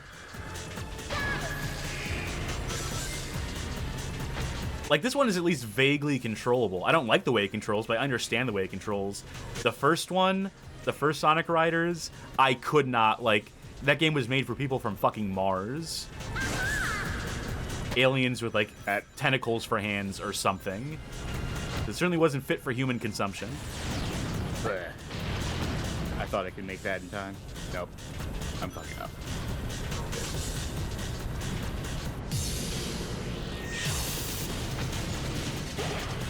I still get mad every time you do the turn. Every time you have to do the turn in this game. I just think it's so fucking tacky.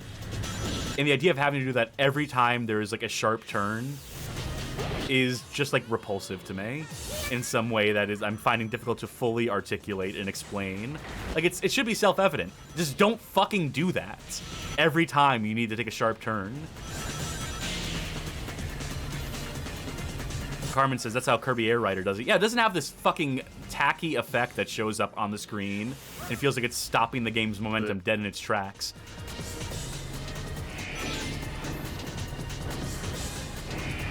Roken RN in chat says, longtime competitive player and one of the devs of the Tournament Edition mod here. No, we don't play this game.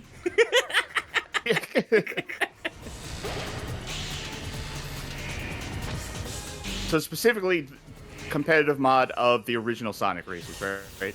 Or Sonic Riders, rather. I would imagine. One. Or, I just wanted to clarify. Now, are there any mods for the Kinect Sonic Riders game? Has anyone...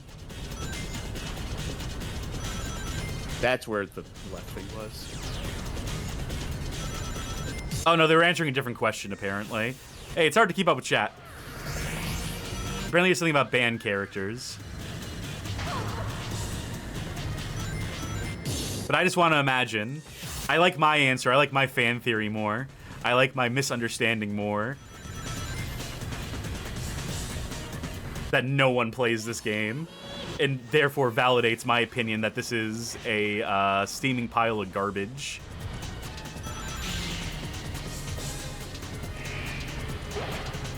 I'll say it now that I'm doing it in single player without, you know, the frame rate being weird.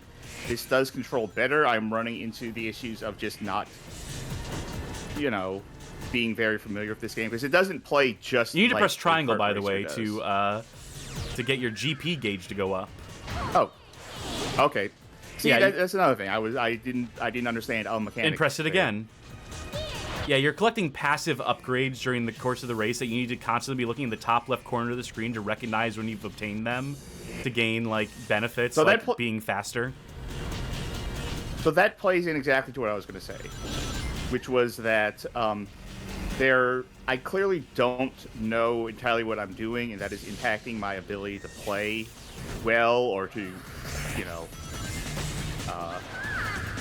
do stuff correctly. And I can accept that with games that I'm willing to put in the work to learn how a game plays and play it on its own level. I will say that for something like this, what you would normally consider to be like a casual genre, this is not a casual game. This does not work as a casual game. You cannot pick up and play this. Yeah. You'd be frustrated. And a game can be that. And, like, you know, I don't begrudge a game for not being, you know, casual oriented. I'm just gonna say at first blush, at playing this as, like, if we were to approach this as a party game, as a game that we just play multiplayer with this, like, whoever, or just trying to learn it by picking it up and interacting with it and seeing what you can do, doesn't feel good. If you brought this to the party, everyone would hate you. Roken says, to be fair, like completely fair, I assume what we said was fair. Did y'all touch a tutorial at all? Yes, yeah, and we found it like to be a really bad tutorial that doesn't explain a lot, that has a horrible UI that kicks you in and out of it, that makes it unclear, that it's just very poorly put together. So it made me want to stop doing the tutorial. Was definitely bad on that. I think just top to bottom, this is a piece of garbage. For what it's worth, I did look at the manual and like peruse that to try and pick up on what I could, but it is still a lot of stuff, especially when it gets into like the different gears and gear parts and how that interacts with a track. Like, I didn't particularly like in that first race that we did, where I accidentally steered into the bike track, and basically I was punished for it by just running into like walls over and over again, like Sideshow Bob, like stepping on rakes in a parking lot. It's like, oh, you missteered. Well, you're in last place forever. Raise will ever be. This is the Battle Ball mode. There are 3 showdown modes. Maybe this is where the game redeems itself. Maybe these will be great. I picked the Labyrinth map. There were 3 maps. I picked Labyrinth because I'm actually giving this game the worst possible opportunity to redeem itself in these moments. Also, because I was busy blabbing, what are we doing? Is this just battle mode? Yeah. Which means, hey, at least we get to show off the power-ups. What? As soon as I can figure out what button does a power-up. I think they're just automatic. Certainly none of the face buttons, because those are all allocated. Those are all... Not R2, L2. Definitely not L1, R1, because that does a thing. Yeah, what is the button for this? I'm trying every single button. Let me see if I can... I'm stacking rockets. You know what it is? Yeah, I have a billion rockets. Oh my god. Oh, I get it. You have to use square to aim. You have to go into that mode. Jesus Christ. That makes more sense to me now. Like, I already don't want to engage with that. It makes sense to use that as an aim mechanic, though, right? Because you're stopping in place and pivoting like you're a turret. I guess. Honestly, I feel like I prefer that over, like, stuff in, what you call it, like Mario Karts, where you're just kind of blindly shooting forward. It's like, hope this works. Like, that's an idea to improve what I feel like is the bad aiming system. To stop and, like, go like, alright, scanning, targeting. I still don't like battle modes, so I don't like this one. Yeah, this is not what I would call fun. Even though I have full health, unlike my opponents. You died. These rockets, I feel like there's supposed to be some sort of lock-on, you know? Like, I'm definitely, like, aiming. Do I have to lead the shots? Who's to say? No, just all these fucking boxes in the way that keep intercepting my shots. Also, this is some hell of a labyrinth, isn't it? I picked Labyrinth, and it's just an open area. It's just a wide open square. What a maze. Superman, solve my maze. Yeah, my impression of battle mode is the same as with every battle mode. I hate battle mode. My impression of the game, really, so far, is that this seems like if you want to give any sort of, like, full-on... In short time, your fate like, will be sealed, thank you. Superman.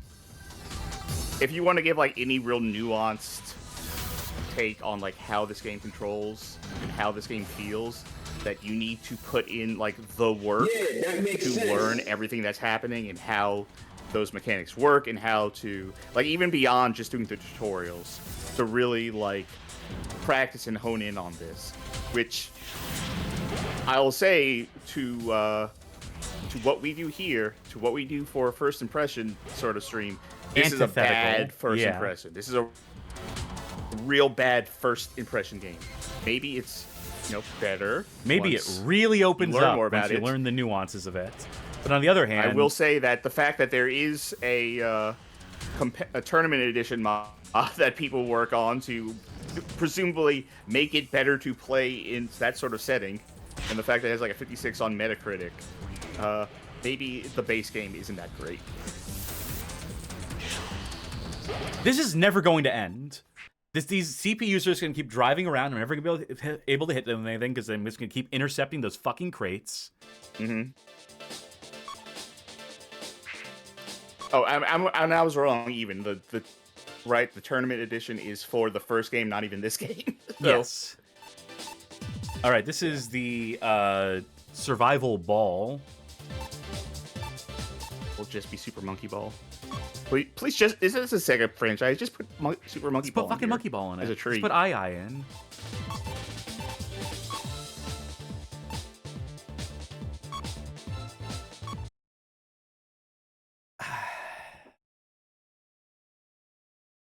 I will say, since people are talking about the difference between the first and the second game, yeah, the first game was like inscrutable to us, but again, this is like a first impressions sort of show. So, on that grounds, we didn't understand what the fuck.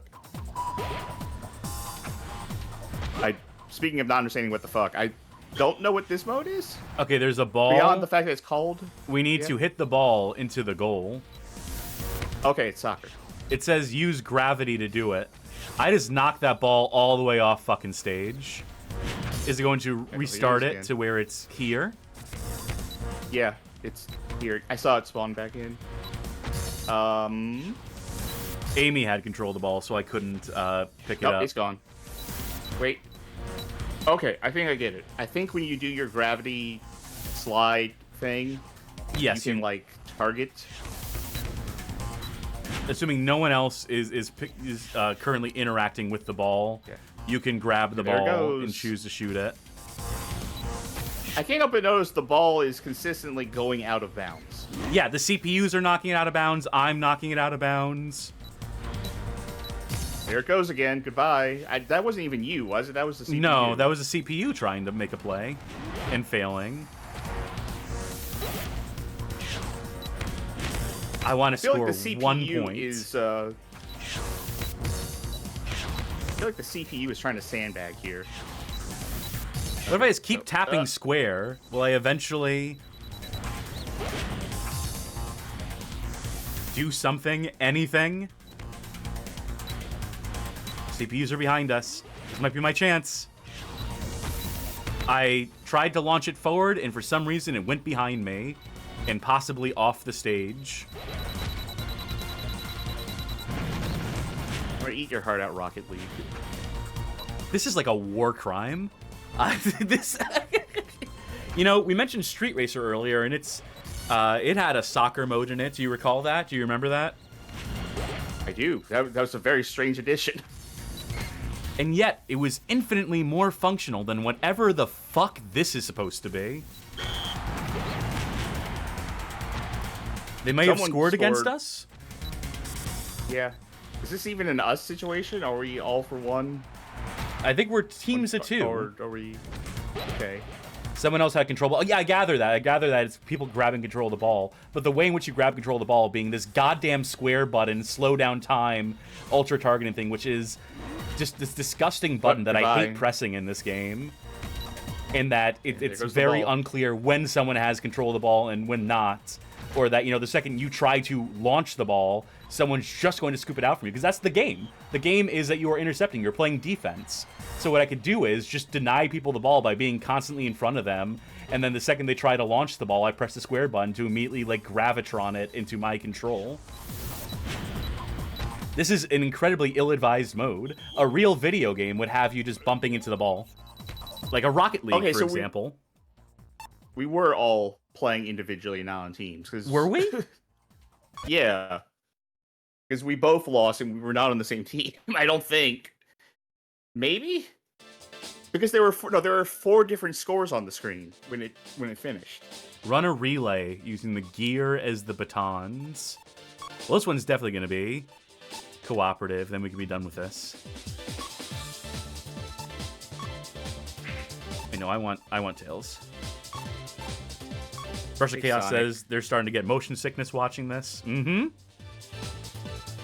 Especially when every 2 seconds you are stopping the game in its tracks to incur a huge radial blur around the screen so that you can take turns. And speaking of taking turns... This one might not be split screen then. Unless it is split screen, I get to just watch myself stand there for a minute.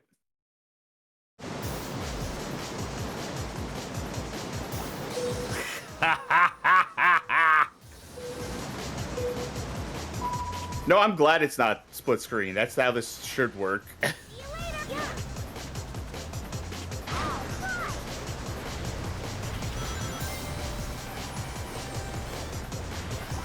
How and when can I pass the buck?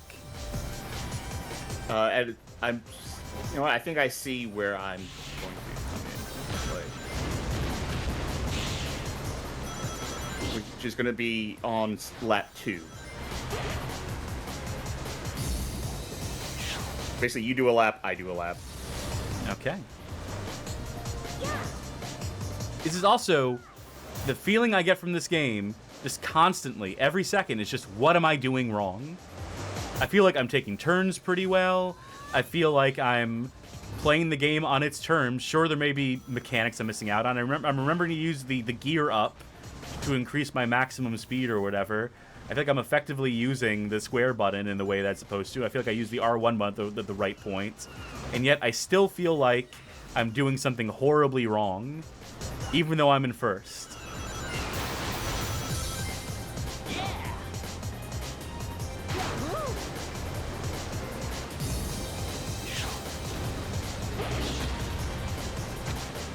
Both going this way. Remember to press triangle. Remember to constantly be looking in the top left corner of the screen and away from the gameplay so you can know when you're getting power-ups that increase your maximum speed and make it possible to actually win the race.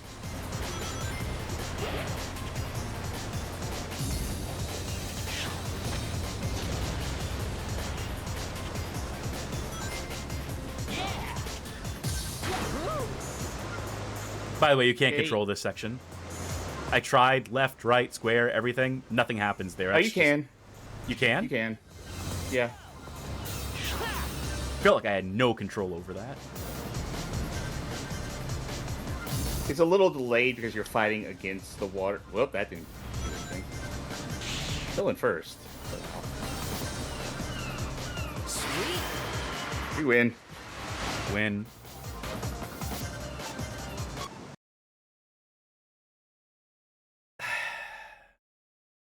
What do we even do with this? I mean, we went through all the gameplay modes. I think this might be worth a not rate. I as feel a kart like racer. It qualifies, though. It's just not good. And I don't think any argument anyone's going to make is going to convince us that this is good. I think it's just a bad, overcomplicated game. I think it is a kart racer. True. I don't particularly care for this. At least especially on like the amount of play I've had with this, is I don't care for it. I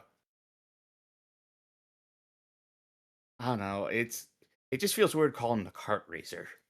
It certainly does, but that is the closest analog. It's not a traditional driving game or racing game. It is in the lane of the kart racer. Johnny says, how many versus items are there even in race mode? I believe 3. Well, duly noted. We move on to our next game, though, our next race on this night of catching up with the kart racers. We move on to the game I thought we were going to play before this one. In the order, we're returning to the order I initially planned for. For our next game is Nicktoons Nitro by way of Raw Thrills. This is a 2008 release, developed and published by Raw Thrills. So Raw Thrills, we've seen them on the show before. My least favorite arcade game distributor. They have absolutely ruined the arcade landscape in the last 10, 15 years. This sort of predates them at their worst. We played the Batman Raw Thrills game at a certain point. That was one of the loudest games I've ever played in my life. Mm-hmm. Like, deafeningly loud, that game. So I sure hope that this game isn't similarly deafening in that sort of way. We've played a number of Nicktoons racing games on this program before, and none of them have been particularly good.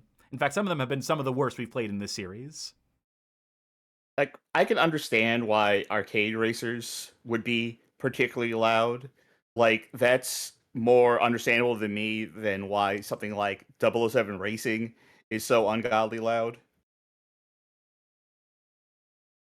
I'm going to load this up in the background. This is one of those Technoparrot emulatable games because this is like a PC inside of an arcade cabinet, which is what all arcade games now, and Raw Thrills were a major force in ushering in this awful, generic, interchangeable era of arcade games. So I feel like to a certain extent, it probably does make the emulation and of arcade games easier if they're all kind of working on a base of, well, this is just Windows. You would think so, but they'd still have like copy protection in place in a lot of these, and very specific configurations. And Technoparrot goes a long way in making this stuff like playable. Yeah, I mean, not to say that it's easy to make it happen, because Technoparrot is obviously putting in a lot of work into making all this shit work, but there must be some sort of benefit to there being like a base of this being basically a computer. The game is launched, but I need to scale it because it's just a freeform window that I have to scale to the dimensions I want. 960 plus 32 would be 992, right? If my math checks out. Yeah, I'm correct. Okay. And I just want one more pixel here. And that should be 1280 by 960. And it should be good enough to show off now. I'm going to guess no voice acting, but we'll see if I'm wrong. It's probably a safe bet. All right, I'm so ready for this to blow out my eardrums. Who lives in a pineapple under the screen? Jeff! Gee, Patrick. No attract mode sounds. Who needs them? Love this silent cinema we're getting. That might be a setting, you know. No, I went to the dip switch settings and... Okay. I mean, it's not like they're going to have voice acting for it, right? Are you prepared to race, Nicktoons? I thought that was going to say you're prepared to die.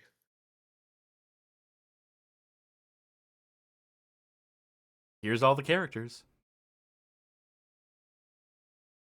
Weird slice of characters. Jimmy Neutron here. looks so out of place.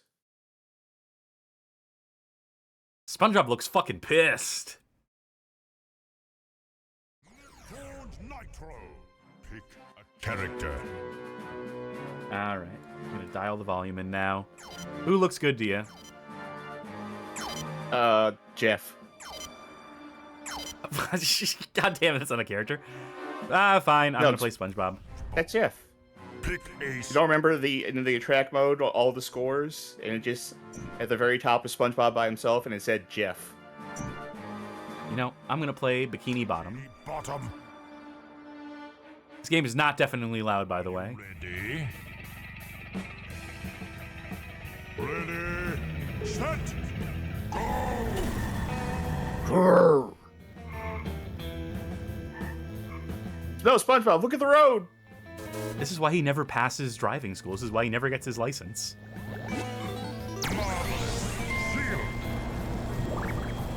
So it's a kart racer. I feel like this camera is like too close. Oh, yes.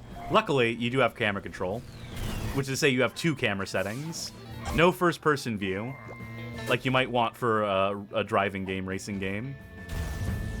I mean, for a kart racer, I actually would not want a first-person view. I feel like that's more unhelpful. Oh, I heard a voice. Oh, yeah, there was one. Seeker. Oh, Sandy's gonna be pissed about that. We destroyed her house and home. Sorry about your only supply of oxygen, Sandy.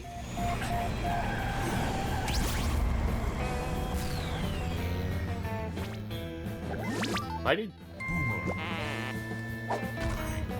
did Danny Fandom respond to that? Sorry, Cosmo. Sounds good. Johnny asked, this was 2008, you said? Yes.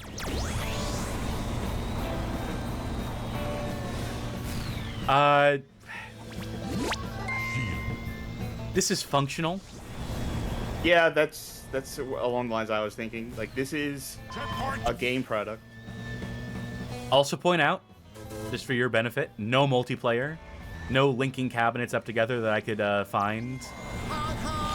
At the very least, no way to emulate that. Maybe double check for me that there's no, like, link play. I know I had the advertisement flyer up, which would probably just say straight up whether there was linked cabinet playing. But something tells me no. Something tells me Raw Thrills would not care enough to do that.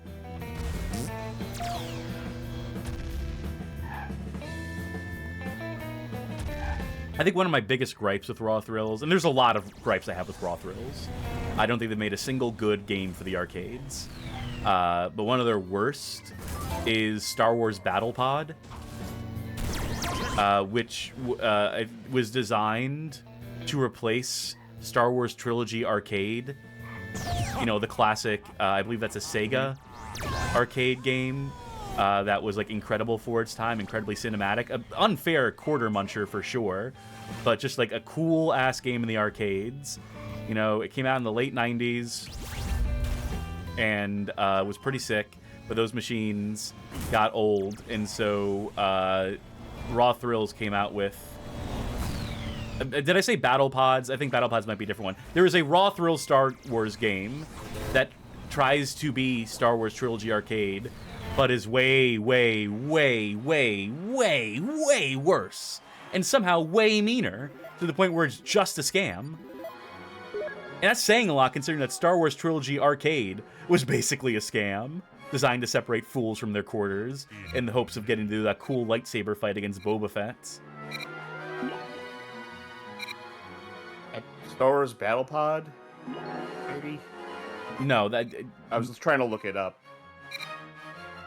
I'm trying to just, like, get off of the screen. But if I press the pedal, it's just going to keep adding more letters. Unless there's a backspace. Tell me there's a backspace. Yeah. There we go. Anyway, I don't see anything that is, like, implying that there's some sort of multiplayer in here. In any sort. Timmy! Pick a stage. Let's do Timmy Turner in Retroland, which is Jimmy Neutron stage. Because, you know, those shows crossed over. Prepare to race! Ready? Set! Go! Like, these environments are appropriately, you know, in tune with the shows they are from. Boomer! For whatever that's worth. It's not like no effort was put into this, but it feels like nothing. Yeah, this feels, from what I'm looking at, it... Oh, God, how do I want to describe this? Well, I feel like this is going to be really mean describing it this way, but this just looks like video game. Right? Like, yeah, this is what you expect when you think of a kart racer. You divorced it from, like, any sort of... Well, the thing is, it is a property, though. It is Nicktoons. It feels like rinsing your mouth with water. Yeah. I mean, that's the Raw Thrills experience, is just roller coaster rides. I say as we're on a literal roller coaster ride. It is things happening around you while you hold down a button, whether that be the gas or the trigger of your light gun. You know, things just kind of happen around you. Like, I feel like I barely need to have my brain on. I could close my eyes. In fact, I'm going to close my eyes. My eyes are closed now, and I'm going to assume that this is mostly straightaway, and that if I'm bumping into walls, which I hear myself bumping into walls, it just auto-corrects me to the track, right? Because there's no sharp turns. If you're not touching anything, then yeah, you're auto-correcting.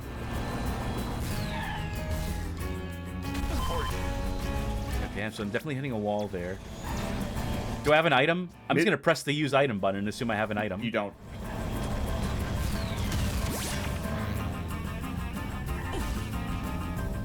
Miss Majestic says unseasoned kart rider. You know what this feels like? Oh, that's a roulette. That means I have an item. There you go. Okay.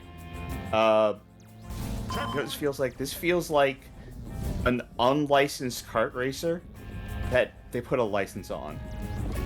Yeah, would not be shocked. I'm just gonna move left and right because it feels good to move left and right. This is legitimate. I'm not fucking around, folks. I legitimately have my eyes closed for this. But there's a good news about your left and right strategy, which is it looked like you were in a very bad place to do that, which was like over lava pits, but you can't actually fall off and into them. 4th place. Excellent. I bet that's about as well as I would have done if I had my eyes open the entire time. I really feel like there's absolutely nothing to this. My eyes are back open at this point. Let's do Danny Phantom. Pick a stage. You ever watch Danny Phantom? Nope. I sure as I hell was haven't. too old at that point. Yep. Prepare to race. I like the idea of being a half ghost, though. Ready, set. My father was a ghost. I think I picked the Avatar map. Oh, watch out for that wall.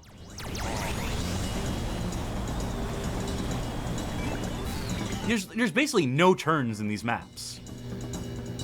On these tracks. It is basically just a straight line that like slightly curves sometimes. Look out. Whoa, you're turning. I think that's a big part of why this feels so hollow, is that you really can just hold forward. And mostly you'll get there. You can just keep your foot on the gas, and you'll probably, like, not be in last place. Even if you do nothing else. Checkpoint.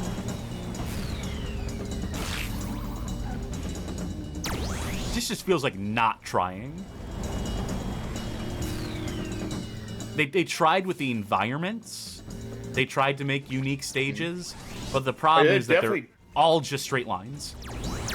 But to say, they're just kind of looking at what was going around you. They're definitely trying to get your attention. Trying to keep me from falling asleep playing this. And it's not working.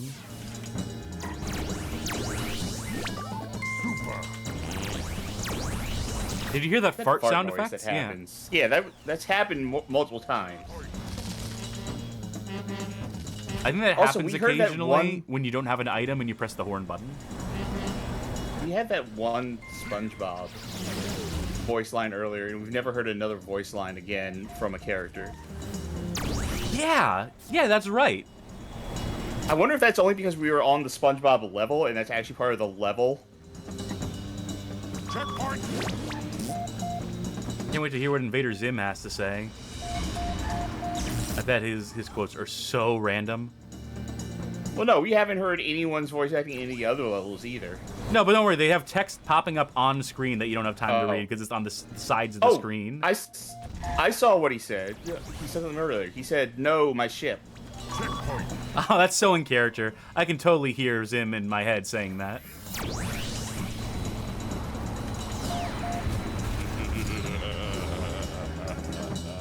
You notice I just drove right through that wall?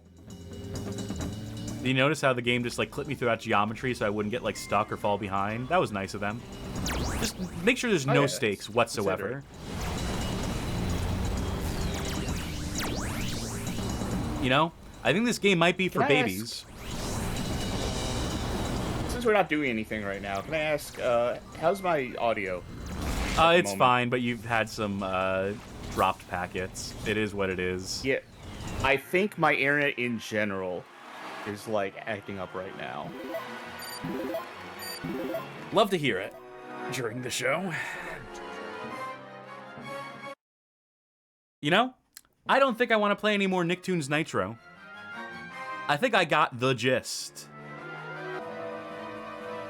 I guess we will not unlock that bonus track you get for clearing all the races. And what a shame that is. Boy, Faye. Rough night. So far. Yeah. Well, maybe our next game of the night will somehow... Wait, what is the next game? Let me double check. Oh, you know what? The next game of the night Let's see if the slideshow agrees with what the next game is Kinect Joyride. Hey, Kinect Joyride! Finally get to show off some Kinect on here. All right, so Charky, get your Kinect out and get it set up. Oh god, it legitimately, I think it's at a storage warehouse right now. Oh, that's not good. I have an Xbox 360 and a Kinect. I just don't have them plugged in or a means of capturing it. That's not good. Well, I could tell you that it was developed by Big Park, published by Microsoft Corporation, and released November 4th, 2010. Is that good enough? Is that, Yeah. Okay, well... And wait it a minute. controls real well because it's a Kinect. Wait. You saw it's like real life. Hold on. I'm getting breaking news in my headset.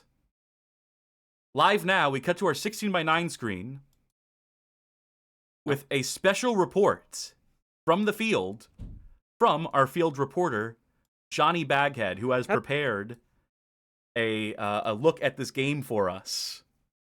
Thank God. So, yes, this game will be seen. And take it away, Johnny. Hello everyone! Hello, my name is Johnny Baghead and I'm your reporter in the field for today. Did you know that there was a kart racer released exclusively for the Xbox Kinect? I sure do! This is Kinect Joyride for the Xbox 360. Let's start with the tutorial, where we learn how to play the game. First, we learn how to steer, by reaching your arms out and mimicking holding and turning a steering wheel. And don't worry about accelerating or braking, the game will take care of that for you. Let's see how our first attempt at steering goes. Oh, that's not a great sign. Next, we learn how to do stunts, by leaning in directions, moving our body freely. Seems simple enough. Not sure what it does though. Next, we learn how to use our boost meter, by leaning back to charge, then pushing forward to activate. After finishing this short straight course, we are ready to put pedal to the metal and go kart racing. I've recruited the help of my anime-fied Adam Jensen avatar, who is more than raring to get behind the wheel. I never asked for this. After picking a car for our first race, we browse the available modes. Might as well start with the first option, Pro Race. We select the available track and get ready, but then dread starts to wash over me. I've never raced before. This is my first time. What do I do? What happens if I let everyone down? I sit there, frozen with fear, unable to make a decision. Turn left? Turn right? My mind is racing a minute, yet also blank at the same time. Yet, something amazing happens. Despite being unable to move, I'm doing fairly well. My car moves through the course with ease. Amazing acrobatic stunts are performed with each jump. Obstacles in the way fall to the wayside with little resistance. Though I'm racing at many miles an hour, I'm feeling very still. I think my car knows which way to go. Tell my wife I love her very much. She knows. Despite being paralysed with fear for the entire race, I managed to make podium with a third place finish. I even get to see a picture of myself looking like a goober. This high placing result brings me many fans. The currency of this game that unlocks new cars and tracks as your total rises. With newfound confidence, I gave Battle Race a try, the proper kart racing mode with items included in the race. This time, however, I played the game with all my heart. How did that go?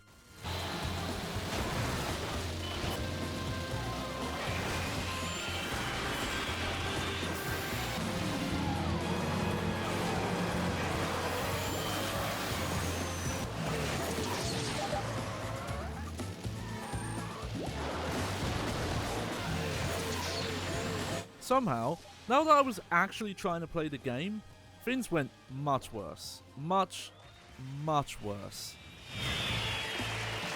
After checking the options to see if I was poorly configured and turning off the photo mode for showing how stupid I looked playing, I spent a torturous amount of time selecting a new car.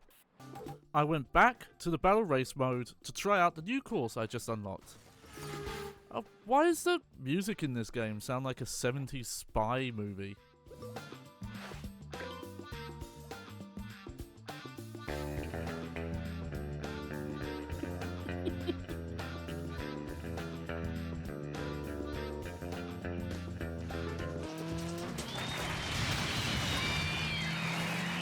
Well, that went just as poorly. So, where do I start? The basic feel of this game is terrible. There is massive delay on when your steering wheel miming results in your car turning in the game, and poorly tracks how hard you're turning, which ends up feeling both sluggish and overly sensitive. The auto steering this game has when you're actually trying to control the game makes this even worse, with it often trying to make last second corrections against the will of the player, such as when taking a split in a path. In some cases, it will just fail to help, and one corrector attempts to get your arm posturing to be recognised as steering.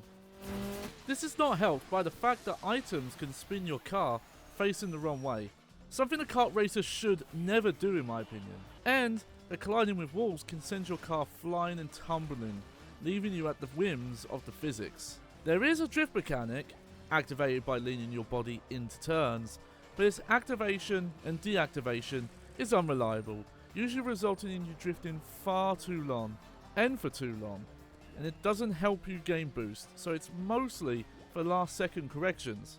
Except, this game isn't responsive enough for this to be of use most of the time. Items are activated by motioning to the left like you're pressing a button, as the game shows here. This input worked maybe 1 out of 10 times. I tried it fast, I tried slow, but for whatever reason the Kinect could not track me doing this.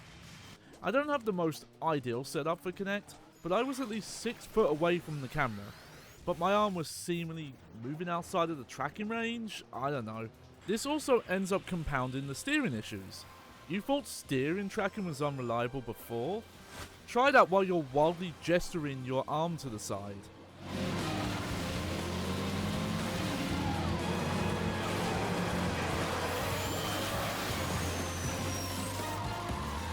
Item variations seem standard: projectiles, mines, ice, even a warp ability, but the icon for items is very small and sometimes vague, so discerning what a power is and what it even does at a glance is harder than it should be.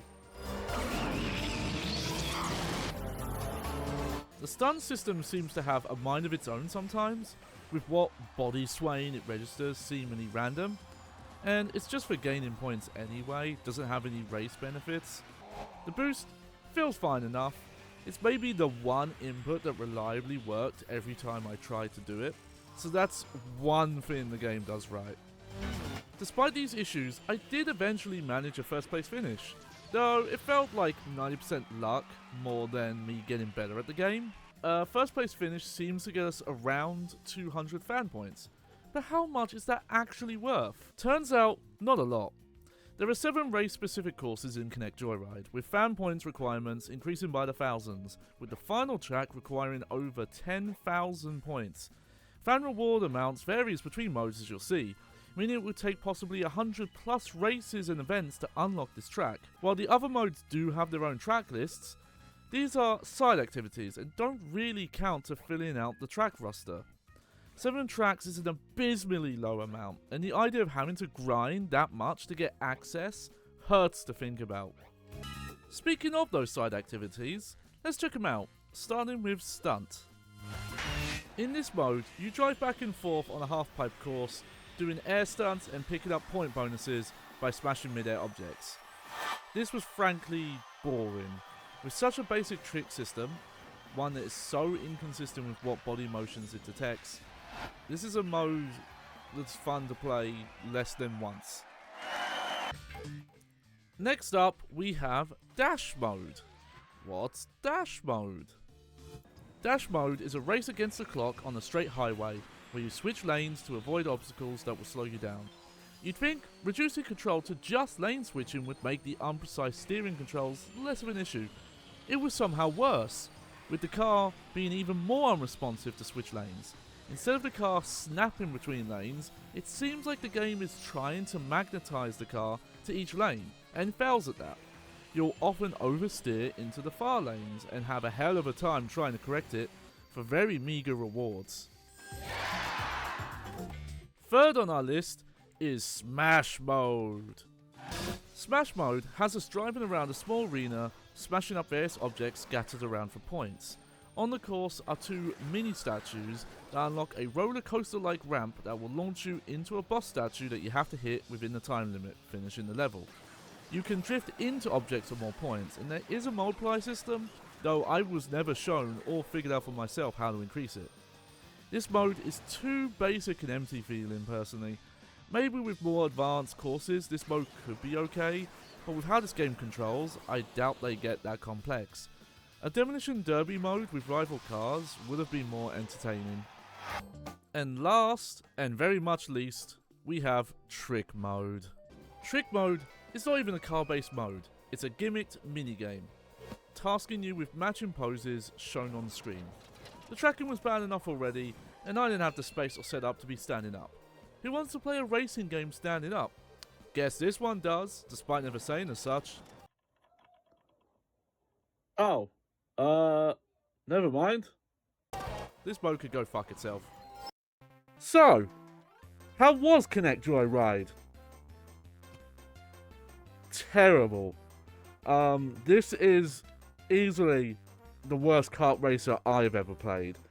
Obviously, I did not play everything on the list, but this is on similar levels of fundamentally uncontrollable as Donkey Kong Barrel Blast. The basic controls just don't seem to work. Granted, I was not standing as I should have been, but I think that's a mark against the game. Again, who wants to be standing up the entire time you're playing a racing game? Aesthetically, it's a very generic, boring game. I think one of the highlights of Kart Racers is how they leverage IPs. Either they have a very original take, or they're leveraging IPs that the publisher, developer already owns. I think that's why Mario Kart has been so successful for a long time. Yeah, this is Microsoft, and outside of maybe its unlockables, it's all tied to these generic avatars, these knockoff Miis. The racing is very simple because it knowingly knows that the controls can't be too complex. You can't do too much, but obviously they work so minimally that even basic stuff like controlled drifts or using power-ups is near impossible. And then it has incredibly grindy content for how little content there is. There are 7 main racetracks, and then maybe a dozen bonus tracks in the other modes, which are simpler gimmick tracks. And again, assuming you were getting first place in every race you were doing, that's 50 races to unlock all the tracks on, you know, a very pitiful amount of tracks that starts at 1 and goes up to 7 at the end. There's no cups, there's no speed select, there's just so little in this product. It's like, it's rendered well, it's clearly got production value, but to me it's flawed from the get-go. It's a terrible idea using a terrible gimmick peripheral that was doomed from the start as soon as they depowered it to make it affordable. And yeah, don't play this game, but it's not up to me where it ranks. I leave that up to you. Well, we're not going to rank it. I mean, we didn't play it, so we can't put it on the rankings. But that being said, I do very much thank Johnny for putting that together for us, for showing that off, for that thorough bit of reporting, and for playing that game so we didn't fucking have to. I would actually not be against rating it. I think we can take Johnny's word for it. I think I can see that and be like, yeah, I see where this should go. Maybe we'll talk about it once we make it to the rankings Yeah. tonight, I reckon. I mean, I'll think of it this way. There's a lot of games we've done on here that I could not play at all. Like, just like any of those PC ones, where it's just like one person on the keyboard. But I could still figure out where to rate that thing. Yeah, that's fair enough, I suppose. Again, we'll talk about it once we get to the rankings section. Perhaps. Yeah, we should do special correspondences like that more often. I got to sit here for like 13 minutes and just get a breather in. Yeah, no, it's nice. Yeah. Well, time to get off your tuchus and back to the race, back on the track. As we pick for this up. Next thing we're definitely going to be able to play. Oh, I'm skipping. I had another one that was going to be mentioned only, but it's not even worth talking about after that. Okay. And I'm just going to keep on the 16:9 screen as we launch into Sonic and All-Stars Racing Transformed. Now, wait, did we play this one? Oh, for the Nintendo 3DS. Still developed by Sumo Digital and published by Sega in the year 2012. This 3DS version we are focusing in on because it is a particularly noteworthy conversion.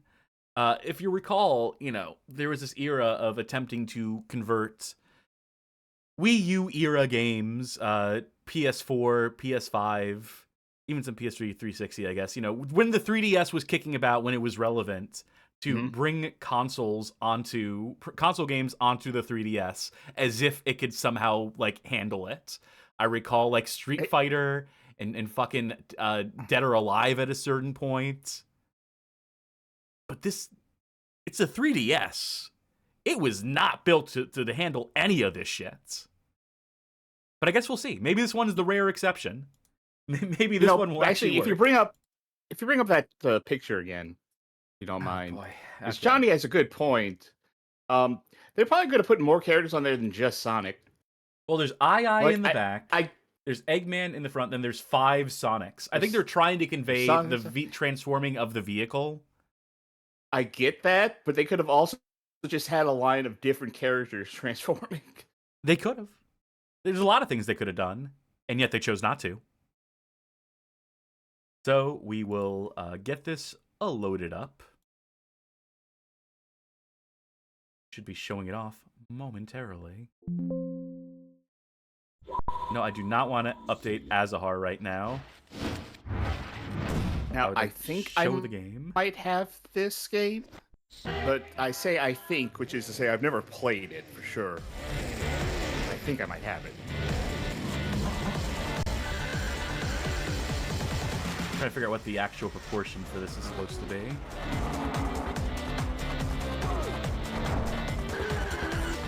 Well, they did successfully manage to port the pre-rendered movie to the 3DS. That's a major accomplishment. This probably takes up half the cartridge. I don't remember if this song has lyrics or not. I don't think it does.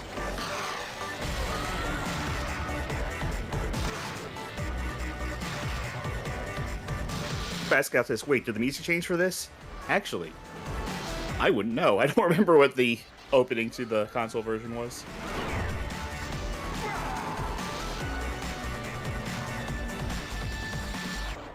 I mean, this all looks great. I mean, it looks like it's running so smooth.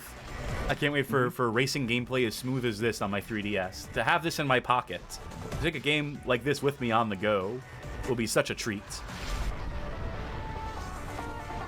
I'm so excited, I don't even want to sit through the rest of this fucking cinema at the top of it. I just want to get right into the game.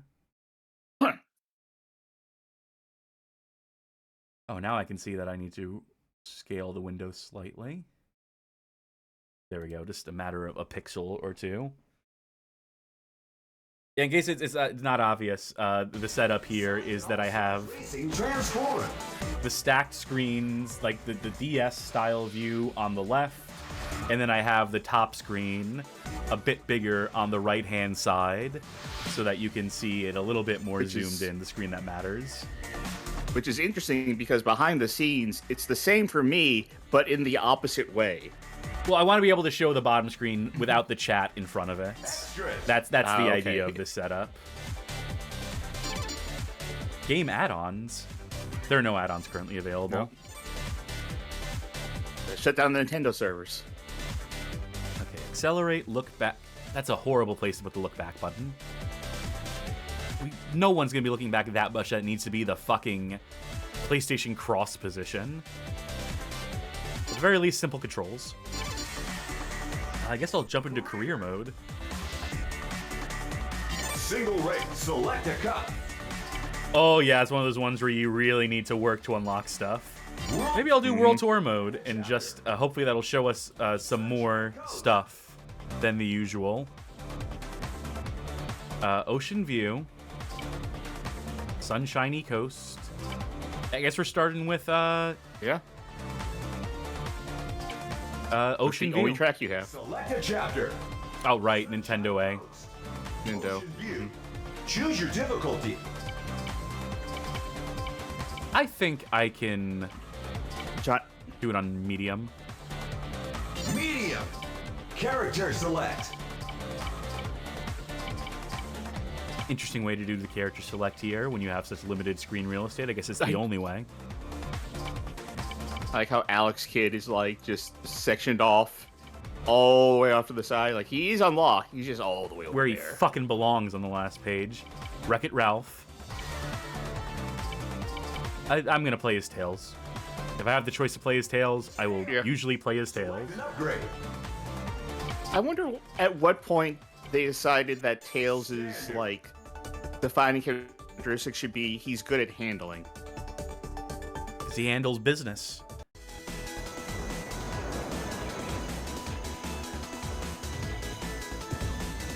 Ooh.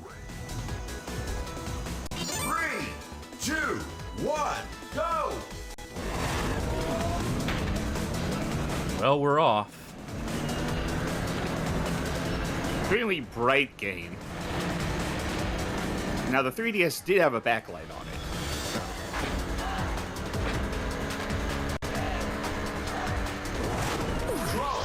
Can't help but notice we're dropping a lot of frames in this game, huh?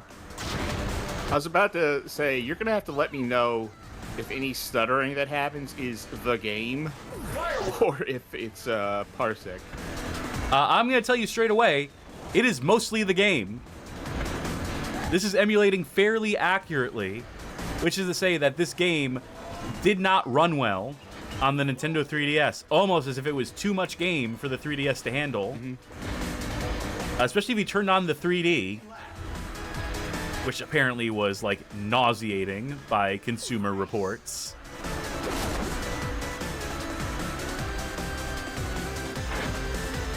I wonder if I still have a subscription to Consumer Reports.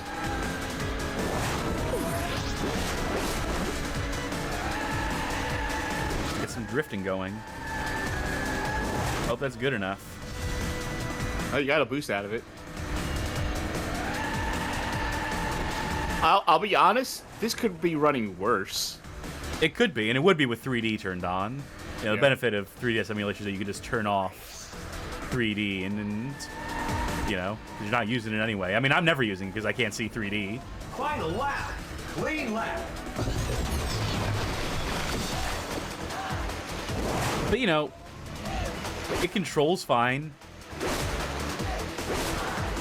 It's just when the performance really drops that it is, like, significant. But also, you know, it's just novel getting to show off a kart racer on the 3DS as a part of this series. Other than, you know, Mario Kart 7. Yes. And one more that we'll have to show off after this. Wasn't there another one that we did on...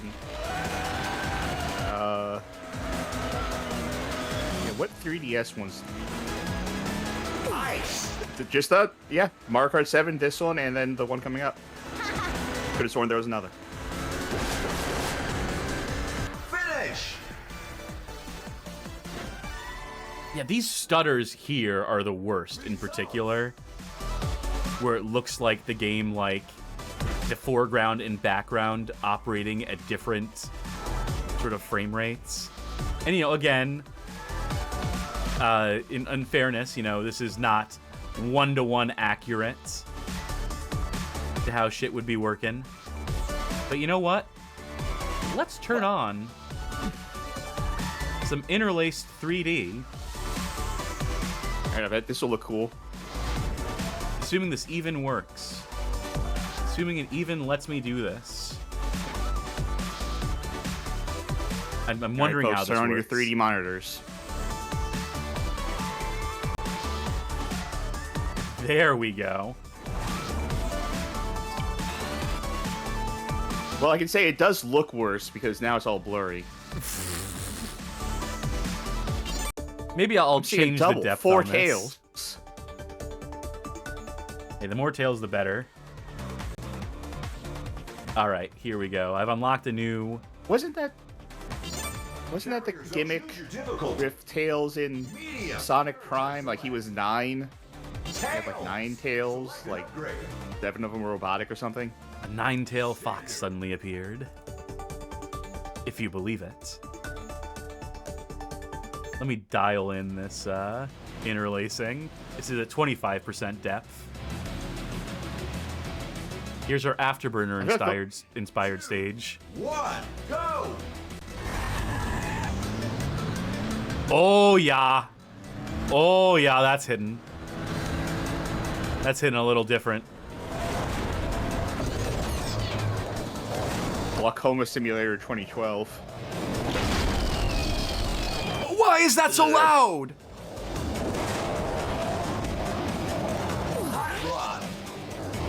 You can hear the music slowing down as the frames drop. And that's a pretty good indicator for the struggles with performance that this game is facing at this current juncture.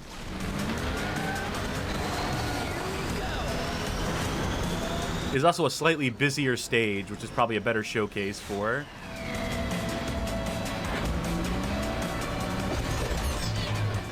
Pat Scott asks, is this accurate to hardware? Yes, from footage I've seen of actual direct capture, because I did want to sort of look at it. I don't know if the music, I don't remember if the music slows down specifically, I will say. But it's entirely possible that it does if it's synchronized in the similar way. But I will say there's probably, like, you know, if anything, this is flattering, right? If anything, the emulation is going to be better than running it natively. And even running an emulation, the amount of, like, frames being dropped, the slowdown in particular, that we are facing here is pretty severe.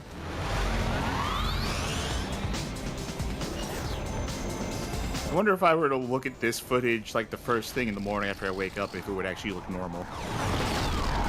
Like if like the blurriness would offset.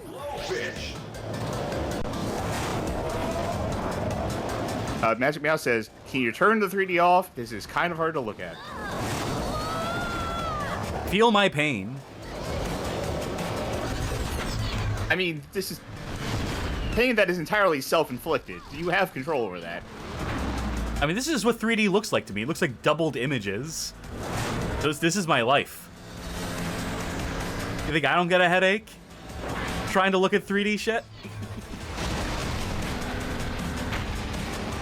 I keep forgetting that I have Actually, items this does to look use. better when I take my glasses off. I lost a lot of position, by the way, at some point.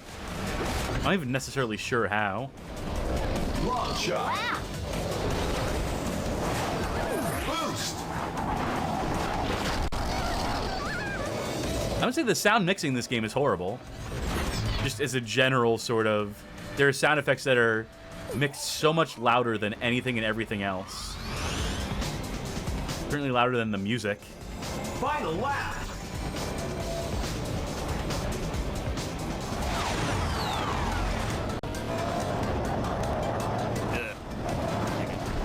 Yeah, not sure if that's hardware accurate, but it hurts when the music slows down like that. Like, from an empathetic point of view, like, oof, yeah, I know the feel in 3DS.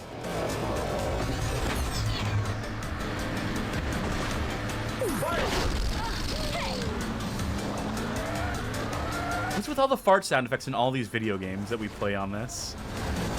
I guess that's supposed to be the sound of a blowfish deflating.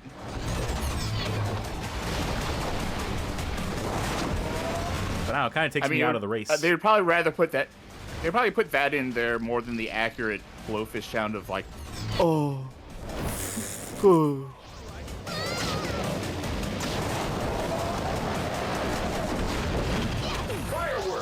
Yeah, I got a hit. Is it gonna be enough to overtake this fucker? No, he's taking the shortcut. Here goes. I think he got stuck on something. Oh. Finish! Ah, whatever. That's still good enough. It's close. That's still good enough for me to see the next track. Results! He had an advantage of having 2 cars. Oh, son of a bitch. What does Anaglyph 3D look like? There we go. That. Let's do it this way. My copy of my Bloody Valentine 3D is in another room, so I can't. All right, say something nice. Miles Prower says, say something nice. What's nice is it's got tails in it. And you know we're always going to pop for tails on this show.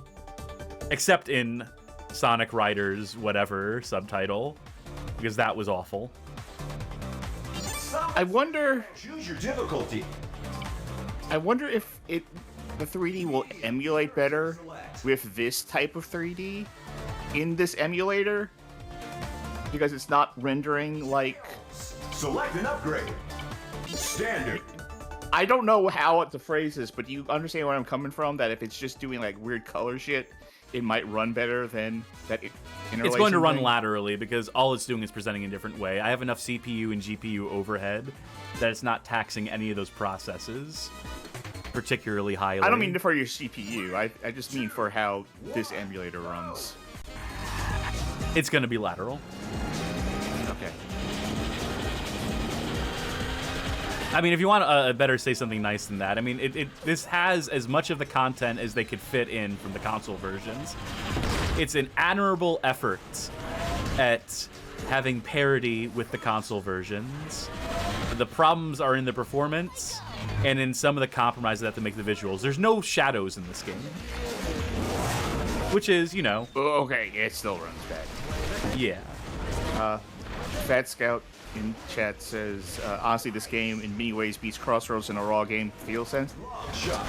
Well, come back in 2 weeks to hear me disagree. Oh my God.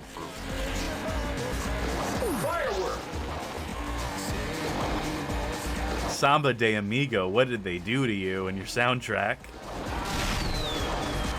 Hopefully we won't get copyright claimed for this song because it's being remixed live on the fly. Yeah, I was saying that might be the deciding factor. Oh, I love Samba de Amigo and his ocean of piss. Yeah, it feels like a colorblind filter being applied when I turn on the Anaglyph 3D here. You know, I am going to adjust the volume because I recognize this is definitely like a louder stage for some reason. There we go. So, you know, it's... I understand the urge. Vita, yes. The urge to want to bring console games onto the handhelds. The handhelds had come so far by this point in 2012. Nice. You know, DS had remakes of N64 games. What's next is having some amount of parity between the console and the handhelds. But it just wasn't ready yet. And was never going to be honestly, that ready. We're still not there. I mean, I know that Nintendo wants to imagine that the Switch can run console games, but it's not really there. It just can't. And they're the only quote-unquote handheld game in town, besides, I guess, the Steam Deck, which isn't a console. It's just a laptop. It's not really a console. It doesn't really compete in the same ways. I got into that argument, an argument related to that. I think I mentioned this on the show many years ago, back in high school, where people were kind of console warring about PS2 versus Xbox, and someone was just saying like, "Oh, the Xbox is just a computer, though." And I think even at the time I was wrong. like, "This is completely wrong." Yeah. I think even at the time I was like, yeah, A, that no, but B, like, would it matter? Like, at a certain point, a console is a form of computer in some way. It has processing on it. It runs software. It has things that computers have on them. Fucking the Dreamcast had Windows. PS2 had Linux. It doesn't matter. Yeah. Yeah. Like, the thing that delineates, that makes a system a console, in my mind, is having a unique library of games designed specifically for said device. Yes, it can have its share of ports and conversions and whatnot, but at the end of the day, if the library for said thing is just your PC games library, games that you could otherwise be running on PC, they're tied to the same storefront in the same ways, talking about the Steam Deck, that's just a PC. It's a PC you can take with you, and that's nice. It's cool that it exists for folk who need it.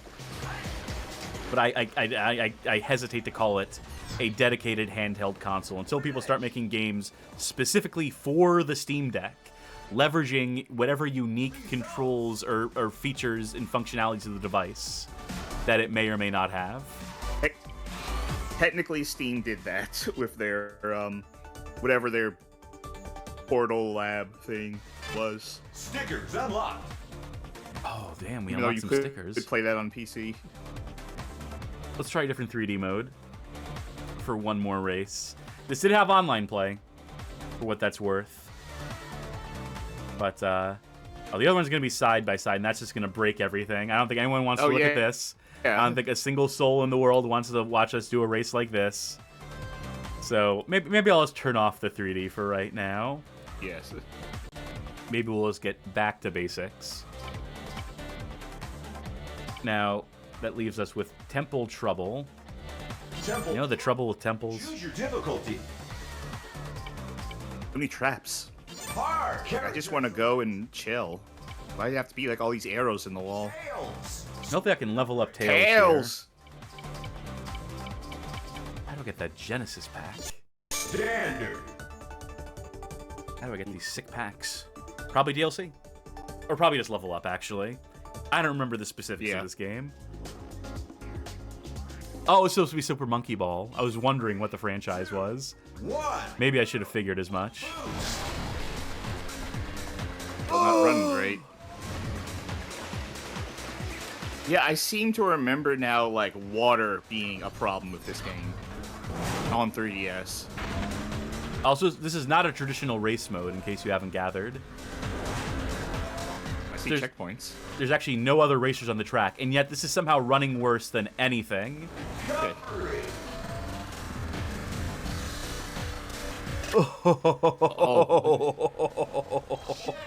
Now I have to wonder if something's actually breaking with the emulator. It's not taxing all my stuff. I think this is, in some sort of way. Not in terms of taxing, I mean if, like, just the emulator is, like, breaking in some other way.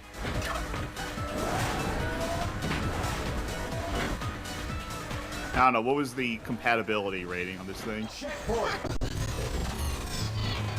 I think fairly high.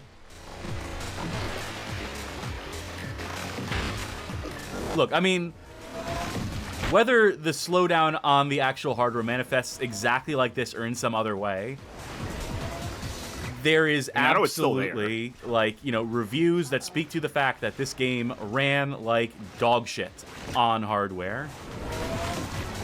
That's just a fact of life. Did that count? Did that not count? That didn't count. Results! Failed! Yeah! Tails doesn't seem too down about it. Oh, no, he does. If you look at his face, he's sad. But he's still gesturing. Yeah! He's still pumping his fist. Poor little guy. That's okay. I think we get the gist of that one. And this will hopefully bring an end to the discussion as to whether this is emulating right or whether it's emulating wrong, whether does the slowdown look like this or that or whatever. Just take my word for it. It's a game that ran poorly on 3DS. And that's all we have to say about that. But it's, again, content rich. So good for it. Now, our next game of the night will finally take us away from that 3DS discussion. It's, never mind, it's Monster High Skultimate Roller Maze, also for the 3DS. And also, this is like our 5th time playing this game. But now it's on the 3DS, so now we can compare it to that. Probably the target version, but this is probably the ideal version of this game. This was released 2013, developed by Game Machine Studios and published by Little Orbit. We know what to expect from this one, having played it on... Remind me what consoles we played this on already. It was a few. Oh, let me pull it up. We played it on the Nintendo DS original, where it got ranked 157 out of 166. We played it on the Wii, where it got 158, and that's it. I thought we played it like at least 2 more times than that, but nope. That's all right. Well, again, hoping that this is the most powerful piece of hardware, the definitive version of this game. Is this the most powerful piece of hardware? If we're comparing it to a Wii, I think the 3DS... Not to say the Wii was powerful. It certainly wasn't. There's a chance this is more powerful than the Wii. I don't know that offhand. Certainly, I know it has a low resolution. It's 400 by 240, but it had to render it in double for 3D, so maybe there was some powerful stuff under the hood on the 3DS that I'm just neglecting. It's the Monster High girls. You remember them? There's Frankie Stein. Nintendo, eh? Nintendo. There's Operetta and Rochelle Goyle. Cool, that's volume. Accelerate, decelerate, swap left, swap right, use item. Okay. Check out these lockers. These are the characters we have unlocked. There are more to unlock. So, within the Monster High universe, are like the parents of the Monster High girls the titular monsters? Like, is Frankie Stein's father Frankenstein's monster? Or is it like just a coincidence? Is Dracula... Oh god, that's a horrible one. Is Draculaura... Is her father Vlad Tepes? Is he Dracula? I think you might be overthinking it slightly. You're just meant to shut your brain off and enjoy the goils. Okay. Who do we want to play as? It is hot sipping. I wonder what the surf's like today. Don't worry about me. I went to the charger before we started. I bet. Oh, no, I'm happier than a zombie squirrel in a grave full of acorns. You know what? The Sure. fuck are you talking about? You got a #1 hit on your hands now. I don't think it actually matters who we're playing as. You know, call me crazy, but... And of course, this is one of those wonderful games where to unlock any content, you have to engage with the game's content in the order that is prescribed. No skipping around. No extra stuff out the gates. Think you play fast enough to win a race against me? That's not how I see it. I don't think that's Operetta's voice.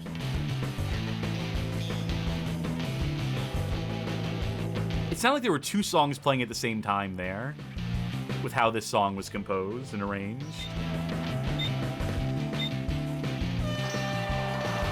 And we're off.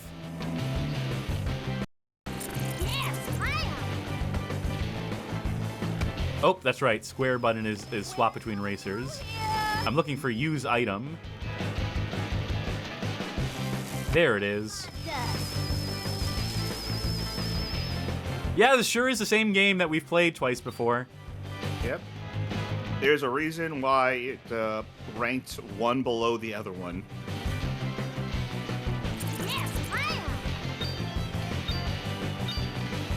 Remember, you have a stamina system, so you're becoming less effective the longer you have her out. There, I took care of it. Well,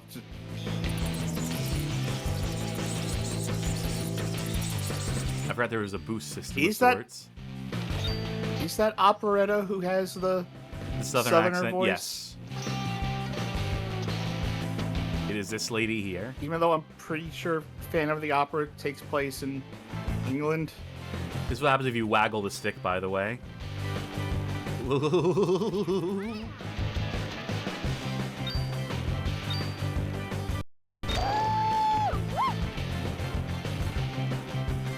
Change skaters. You don't gotta tell me twice. How do I use my special ability again? That's so sweet. Wow, this game is, nothing. Sorry, sweetie. Do you know there's a sequel to Phantom of the Opera? How? What is it? Let me find the name of it. But it is it's called Love Never Dies. It is an Andrew Lloyd Webber production.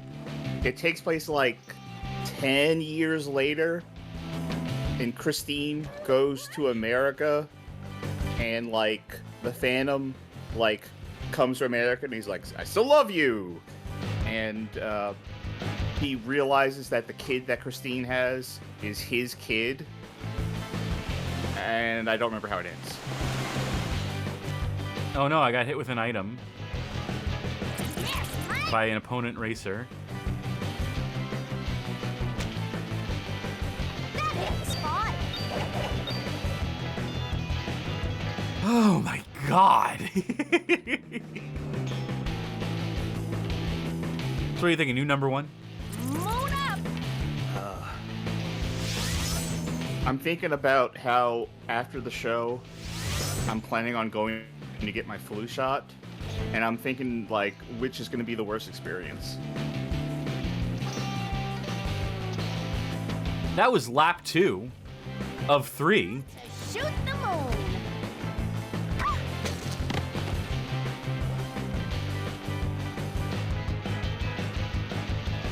God, I cannot wait for Kursed Kart Racers to be done, so I never have to look at this game in particular ever again. I don't know, is there a modern version of this we can play? They make this for PS5? Get Outright Games on the case. Why is that one girl's stamina drain so fucking quickly?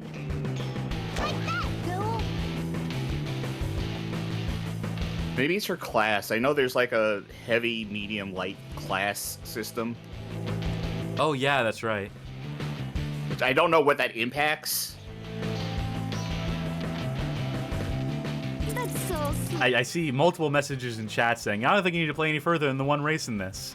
Thank God you went back to cover this essential video game.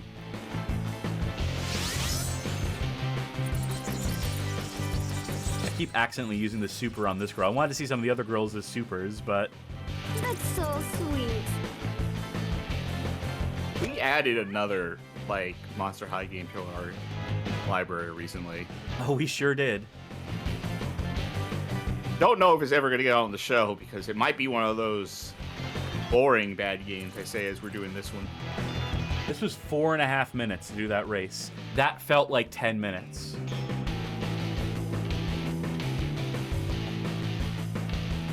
Number 1 on the charts, and in this race.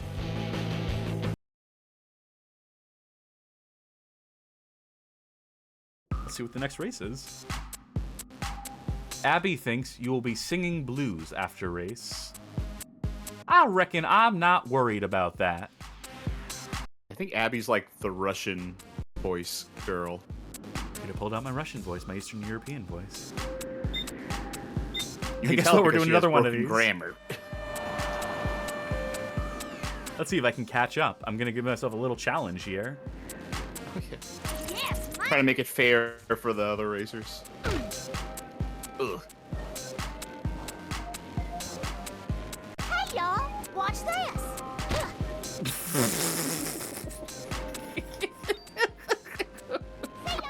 You know, I was looking at chat, but I think I got the gist of what happened. Just from the sound design. Now I'm all out of tune. Dang. Do you think she has a southern accent because, like, Phantom of the Grand Ole Opry? Is that what they're Think that going was going for? through their heads? That's almost I'm an asking, idea. I don't know, maybe. Has anyone ever done that? Surely.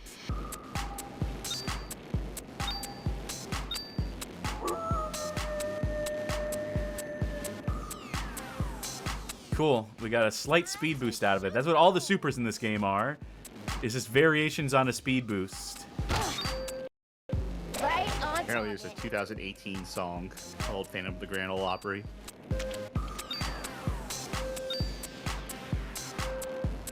You know, I don't know why I just started thinking about this, but you remember Soji? I think that was his name. No. The fiddler. That's so sweet. Let me see if I can. Will that work? Yeah, Shoji Tabuchi. Oh, Shoji Tabuchi. He Yes, was I a remember. Yeah, the fiddler performed in Branson, Missouri. When you just said Shoji, I'm just like, Shoji who? He said Shoji Tabuchi. Yeah, that's fair. I listened, my ears pricked up. I guess it's would be like if I said, "Hey, you know John?" Yeah. I was just thinking about it. I was thinking like, man, you know what? It probably would have been fun to go to that show, right? To sit in and watch Shoji Tabuchi. I'm saying that because I'm watching this right now. He's a master of the fiddle. He is. He had a glow-in-the-dark fiddle, right? That NASA made? Yeah. So you can't do flash photography because it's trade secrets on display. And definitely not because it would ruin the effect of the LED lights that he had haphazardly glued to his fiddle. That's so sweet. It probably wasn't LED lights given when it was. Now we're rocking. Oh, I used the wrong character. She's the one who doesn't have a speed boost. She's the one who launches a projectile at the no one in front of us because it's so easy to maintain first in this. Oh yeah, let the music drop. Hey, you know what would make this more exciting? Let's turn on some 3D again. Yeah. Oh, turn on the color one. No, not that one. Don't do that one. Close your eyes, folks. I did not want this to look like this. Okay. Well, I guess we're not using 3D on this one. I guess we are not showing off 3D effects on that one. I wonder if this is one of those latter-day 3DS games where it's like 3D is not supported. I do love that aspect of the 3DS, that some of the very last games for that system were like, listen, no 3D, we don't give a shit. Fuck it. We couldn't make it run in 3D, or we don't care about 3D. Yeah, play us on your fucking 2DS, folks. Yes, ma'am. I was a fake. Because it was upside down. I should have known. Will we be able it's like to... that coffin you have to fight Succubus in Symphony of the Night. Do you think there's a Succubus character in Monster High? I feel like that would be very loaded. You don't say. This is a present from me to you. Electroclash is back. Thank you, Vesselus.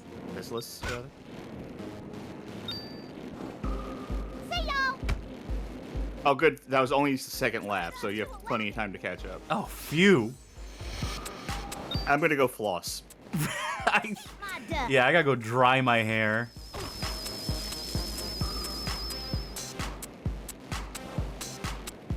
Whose ability haven't we seen? Fly me to the moon.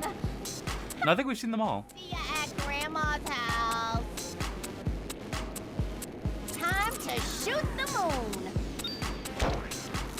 Come on, one more coin should give me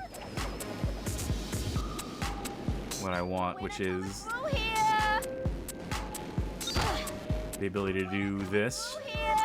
Oh fuck! Well, I just completely wasted my my boost power. We might not win this one.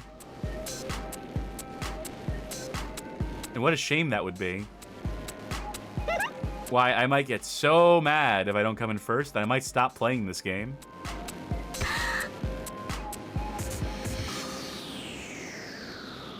so sweet.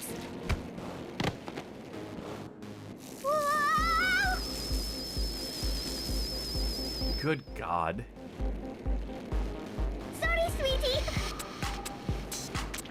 I think Chucky really did go off the floss. God bless him. Maximizing their time. Eat my dust.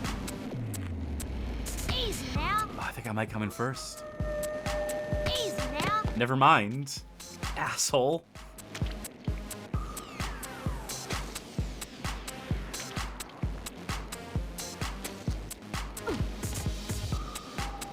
I wonder if this is what dying feels like.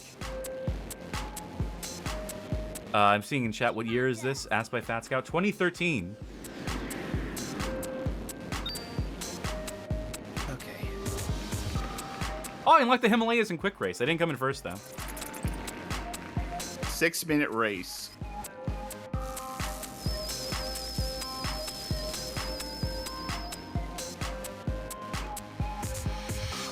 Maybe you can make song about Abby's victory.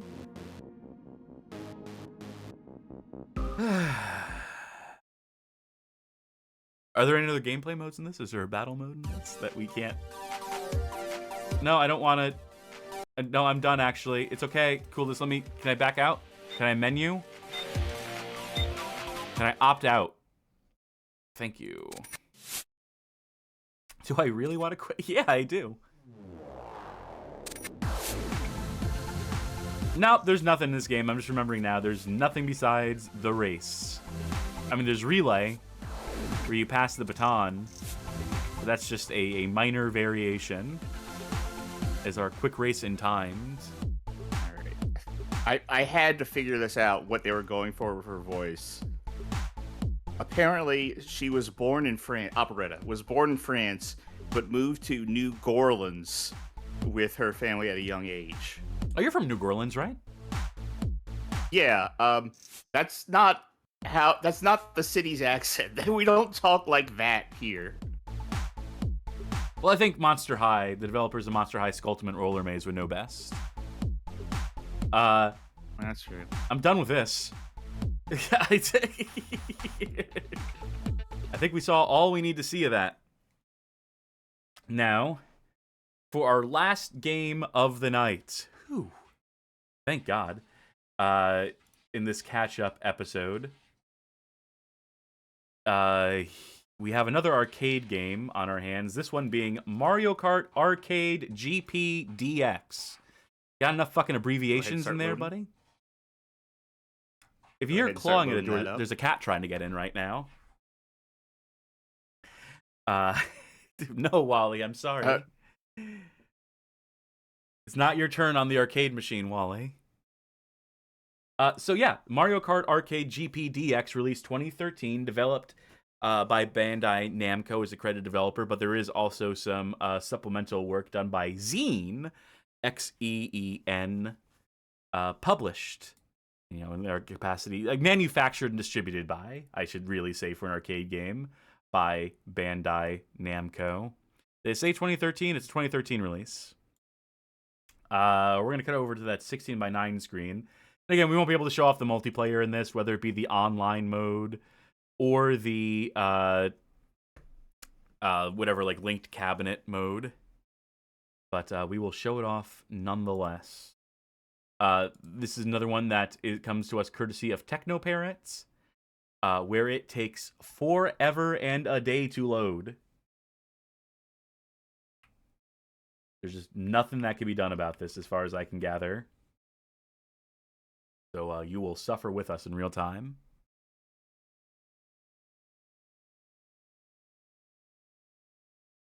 This is still somehow more exciting than Monster High Skultimate Roller Maze, just watching this load screen, honestly. Or that other one I've already forgotten the name of. So, you know, this is the Mario Kart arcade game that I see. Or is it? No, this is because this is an English localization. I think this is like a patched version of it. What is the Mario Kart arcade game that is like, that made its way to North America, that is in all the arcades? I think it was just GP, wasn't it? Might be. I'm trying to look at the list right now.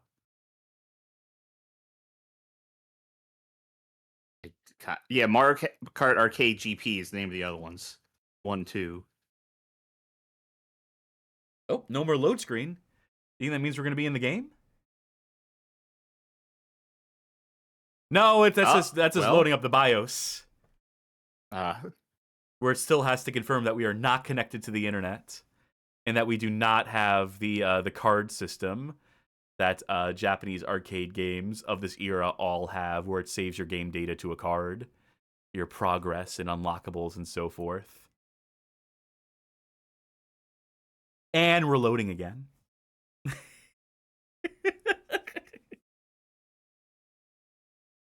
I'm just on Fanatical now, doing some shopping. There's a time bundle for it. with blood in it. Unfortunately, there's nothing else in this bundle that I really want other than blood. I haven't seen that many good bundles recently, just like across the board. Yeah. Like, yeah, this year especially, yeah. I can't wait till this loads. so I can balance the volume. I got my finger on the gain knob.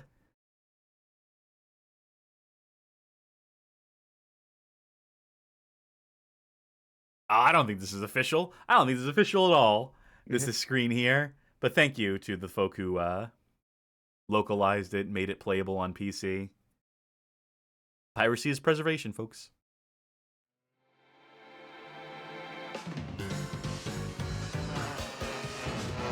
Don't worry about the low frame rates because I'm out of the window adjusting volume. Watch me click in. Watch the performance increase. There we go.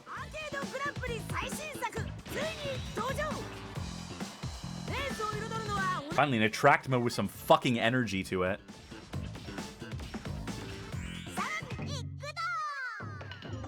Oh, Taiko. Chan. Benefit of having Bandai Namco do your shit for you. I saw someone mentioning that this is just like the hardware, and this is more or less a GameCube. You're thinking of the previous Mario Kart arcade games. I think this one is from the ground up. I think this has a bespoke engine, in quotation marks, whatever you want to call it, powering it up. Or powering it, running underneath it.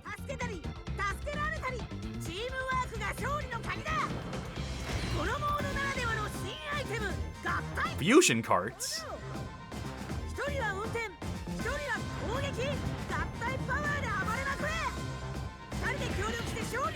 That's one up and double dash for sure, though.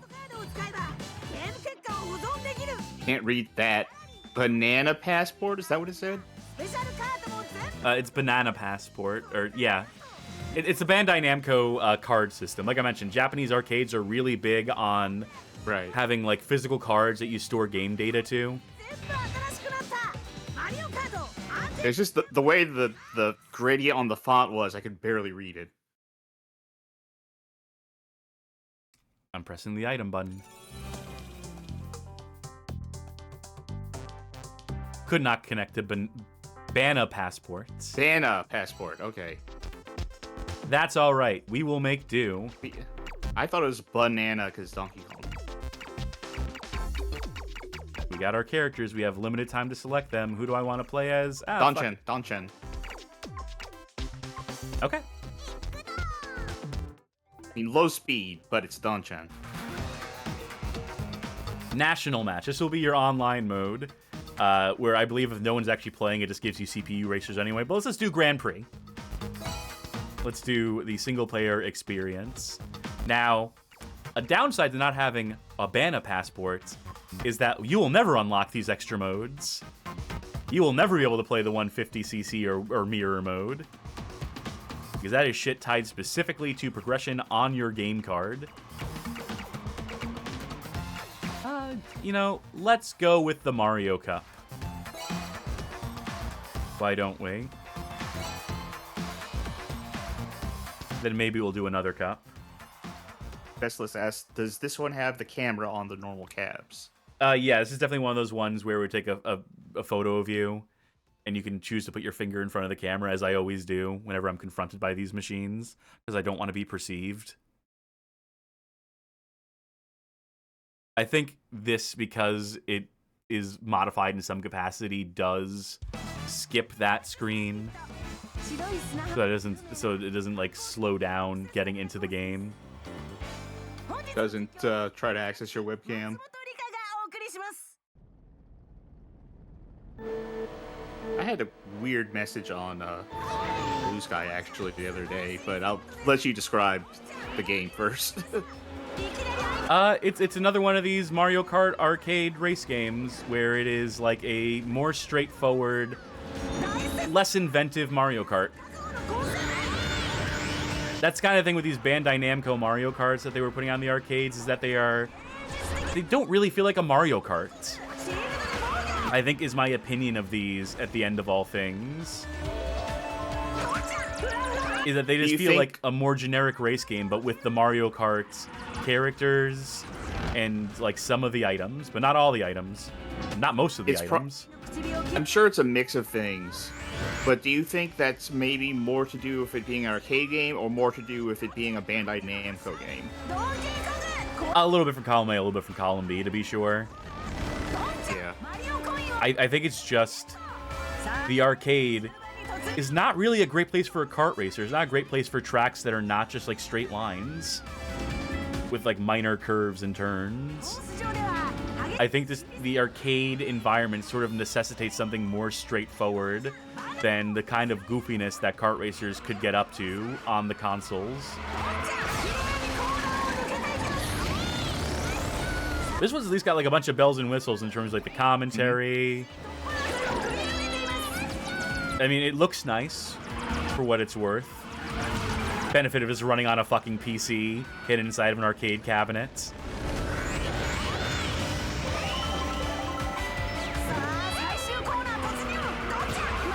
Let's see if I can get 3 boost.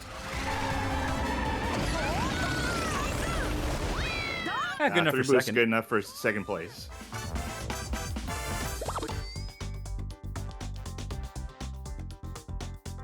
You know, like I think another thing is that with a proper wheel and pedal setup that the arcade cabinet would afford you, it's a lot harder to pull off more advanced techniques. The kind of drifting you would expect from a Mario Kart. Imagine trying to do Crash Kart style like boost mechanics with an actual wheel and pedal setup. That sounds like fucking hell to me. Tried. I feel like Johnny would try to do that. Well, it's Johnny. Johnny's crazy. I love Johnny. Thank you, Johnny. But you're nuts when it comes to like your love of like real peripherals and real hardware. Ooh, I unlocked a special card. Oh, you got a special card. Great. Can I use that? Am I allowed to race in that? Oh, one more chance. Good work. Dino Gem awarded.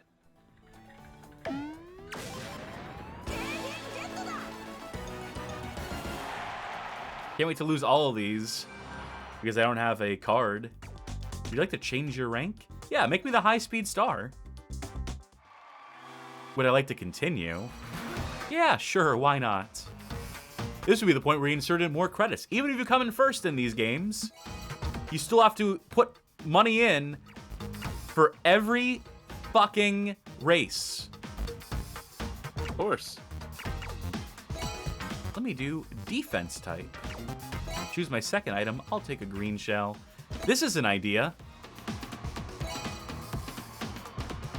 Selecting your items, selecting the pickups. Yeah, sure. That seems like a lot of items, too.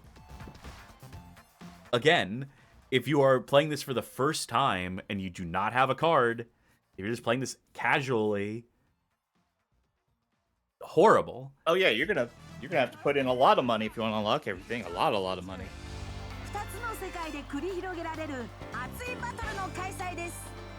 How does revenue in arcades work now that like everything's like based on card-based systems, and you have like days at arcades where it's like, oh, free play if you pay X amount to get in. Well, no, that's not how this works. Never mind. If you're asking how revenue works at arcades, it is if you're running an arcade, you you're buy fucked. the machine. If you're running an arcade, you are screwed. If you're running a barcade, maybe you have a chance. That is the system. I mean, just the arcade is dead. Long live the arcade. I'll tell you right now, how absolutely out of it I'm feeling right now is that I thought I was like, oh right, arcade games, the developer gets a share of the revenue from the quarters put in. I was like, yes. No, that's not how that works.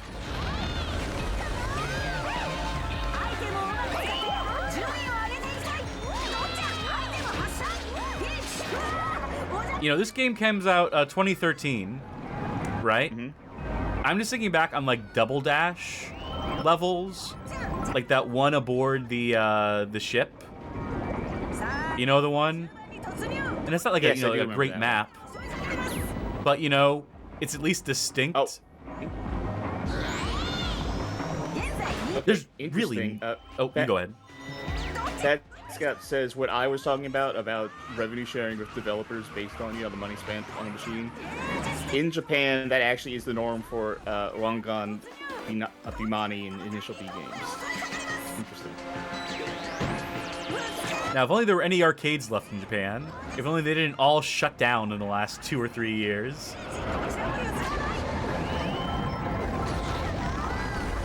Oh, that weird message I got, right? You were talking about, like, the cameras in this game. I mentioned, like, the webcam, like, having the webcam on your computer do this for you instead. A while ago, like, I think almost 2 months ago, I posted a video of a game called Uknon Jones and Guy Nelk 2, where there is a QR code system, and to unlock costumes or something, and when you turn it on, it like turns on your webcam. So you just take a QR code from your like phone and hold it up to your webcam, which is a really weird system. And since I don't have a webcam, but I do have an Elgato, it just picked up my PlayStation 5, so I just played like Final Fantasy in the game. Yesterday, the Blue Sky account for Ukon Jones retweeted it or reposted it and then asked me, does your computer have a webcam or not? Huh. I haven't responded yet, but I'm thinking like, why do you want to know?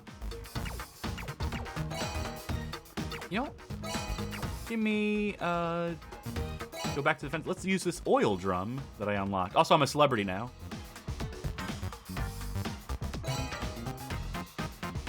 That's my new rank, is celebrity. Oh, okay. I thought you were just saying in general. It's like we've got another follower on Twitch, and that officially makes us a celebrity.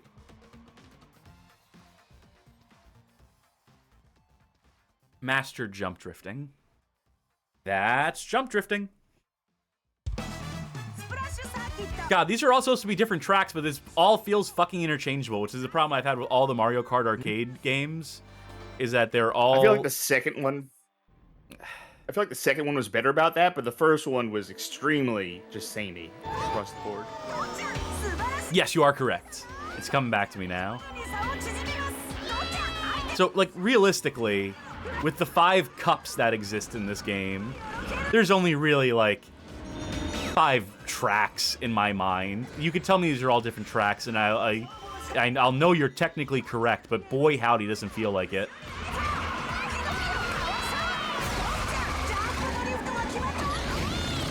It's using so many of the same parts, economically, but it's still, like, just breeze as, like, the same track over and over again.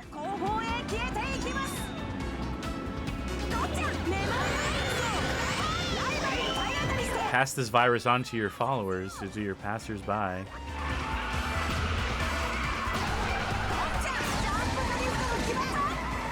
Oh, to answer in chat, someone asked, is this emulated? I mean, it's emulated in the capacity that this is a PC game in the arcades, that it's just a game made to run on a computer, be inside of a arcade cabinet. But yes, Techno Parrot has this particular game fully emulated. The previous Mario Kart arcade GPs et al. Are also emulatable, but you have to do a very particular build of Dolphin because of the the modified like GameCube BIOS that those ran on. This is technically the easiest one to get running.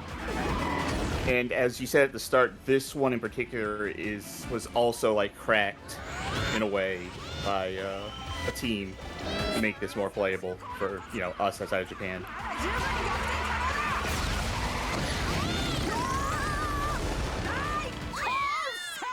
Congratulations, first place. Thank you. You see, I did so well because it was like I played the same race just like 2 minutes ago. Mm-hmm. So I knew all the corners and like where to do to really like do the boost because it plays all these tracks are the fucking same. Oh, but we unlocked a new track. How new is it gonna be?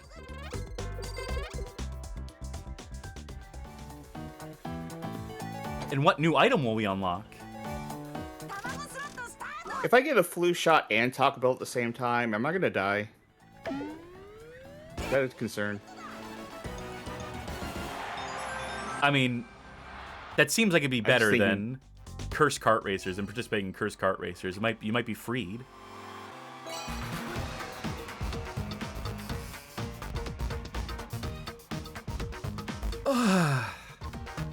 I'm just looking at it. Also, what makes this the Mario Cup? What about these tracks in particular screams Mario, the plumber? I mean, that's always how they name them, right? Like what makes the Flower Cup flowers in the other Mario Kart games? Auto Excel has been equipped for children who cannot reach the accelerator. Doesn't help them with the fucking jump boost that you have to master to get anywhere in the races, huh? I mean, in my day, we didn't have any auto assist. You just went and recruited another kid to work the pedals for you while you steered. It is obscene how this is just the same fucking track.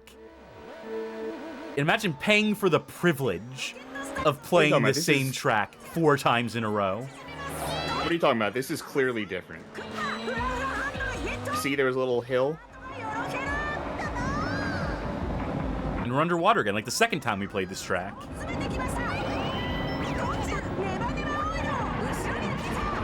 I mean, I would have forgotten that we were underwater already. I mean, I did, in fact, forget that we were underwater in a race already. So, hey, it's new to me. That's the great thing about preservation, right? About the fact that it's great that this is now playable. That people can access this game on their PCs outside of Japan. This game will now be preserved in perpetuity. It may be the most boring fucking racing game of all time. No, no. We played some tonight that were more boring than this. Yeah, I know. I'm being somewhat performative, but like, man, I know people who have been like, why don't they put these out on consoles? Why didn't they put these Mario Kart? We're missing out on Mario Kart games. This is essential canon here. We're being deprived of. I don't know a single person who says that. You always say this whenever I make a straw man up. You always have to shut me down by shutting down my straw man, saying no one has actually said that. Let me just live hating this imaginary person I've invented, okay? I feel like these straw men are the basis of a lot of your critiques of the culture, though. Is like you make up a person, get mad at them, and then that's like who the people out there are. So, okay, let me, since you pierced through my fucking bit, I have seen people who are like, they should put these out on console. They look nice enough. It'd be fun to have the Pac-Man characters in a Mario Kart game and so on and so forth. There are definitely people who are like interested in these games because they haven't played them, because they haven't had the opportunity to play them. And I'm here to tell them, you ain't missing out.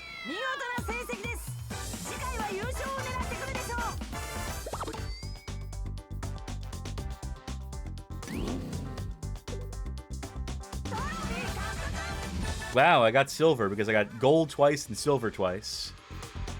I guess that averages out to a silver. Now, if you want to keep that silver, you're going to have to insert another credit. I just want to see what a different tile set looks like. Yeah. Hey, a worse cart. Let's keep my celebrity status. Yeah.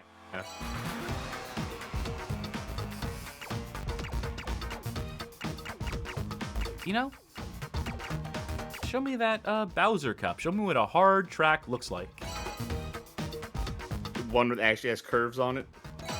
No switching characters, no switching carts. I'm still locked into that, so all these wonderful things I'm unlocking will disappear into the ether immediately.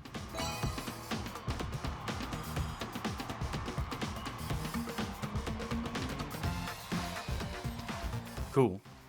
I'm just going to play this one track, and then we can be done that's with fair. games for the night. I just want to give the game some chance to show us something slightly different.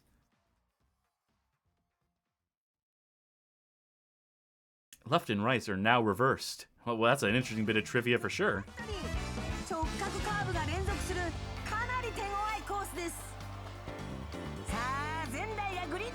Hey, look, King Bomb Bomb's still getting work.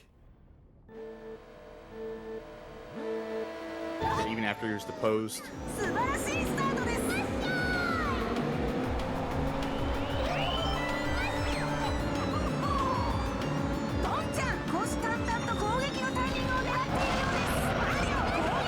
This does not feel meaningfully different. It's got a new coat of paint, but... Let's say it at least looks different.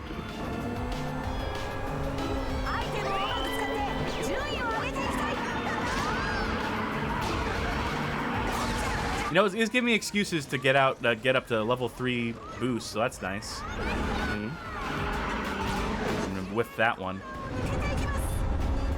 Oh, that Thwomp doesn't actually come down all the way. So it's not actually a threat. Yeah. Like the other Mario Kart games where there are obstacles. Does this feel hard to you though? No, not at all. Track? Even though I'm coming in like 2nd and 3rd place sometimes, ultimately it's like it's not hard. It just comes down to this is only a 2-lap race. Why do we spend so little time on this one? Why are we spending like what feels like 10 minutes on those other fucking tracks that are interchangeable, but then they give us a complex one. They're like, just 2. Completely exhausted after such a hard 3-lap race. You would be like fatigued to the point of like you can't even work your legs anymore. This is hard.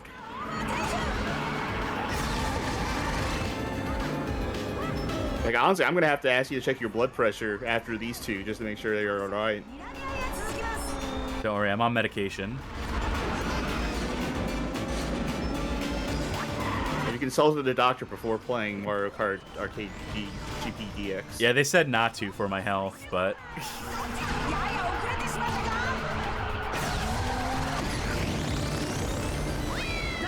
Oh no, I only came in 2nd. Who cares? That's gonna do it for Mario Kart Arcade GPDX. It's a game you can play. I mean, if you wanted. If you got nothing better to do. If you're really hard up for new Mario Kart content, and you don't have a Switch 2, you can always take a trip back to the past. But I wouldn't recommend it. Go away. Well, I have to force quit game. It's not enough that I closed out the window, I also have to kill the process on my computer because I'm still hearing that music. Yeah. It's almost like it wasn't meant to be shut down in the way that you shut it down through TechnoParrot. Hey, Sharky. Yes, yeah. We played some games tonight. I think we've caught up. Yeah, mostly you. Mostly me, as it turned out, which I don't think you're too mad about. I'm going to guess you're not too upset about that fact. Ultimately, all things said and done. That's all right. I'm okay. Well, you still got to help me. Yes. Rank these goddamn games. Or show me the list. Okay. Do we add Kinect Joyride here and attempt to rate it based on Johnny's testimonial alone? I think so. I think even looking at it made it kind of clear where it should go. Okay. So we'll put that here. That would be Kinect Joyride. Do you remember who developed Kinect Joyride? Do you remember the pertinent information? Or can you look up the pertinent information for me? I'll look it up. Yeah, we'll do our damnedest. Kinect Joyride is developed by Big Park, all one word, and published by Microsoft Game Studios. Microsoft Game Studios for the Xbox 360. Kinect. Yes. Okay. So we'll start with the game we started with tonight and rate NASCAR Rumble. Ooh. That Scrolling. looked pretty good. I'm going to have a hard time trying to rate it myself because my experience playing it was subpar with the frame rate of multiplayer, which maybe that should account for something. That playing multiplayer like kind of drops that frame rate to input eating levels. Yeah, I'll consider that. I'm gonna say it's But the base not game good itself enough for did top look 10. good. It's Okay. pretty good. I think it might make top 20.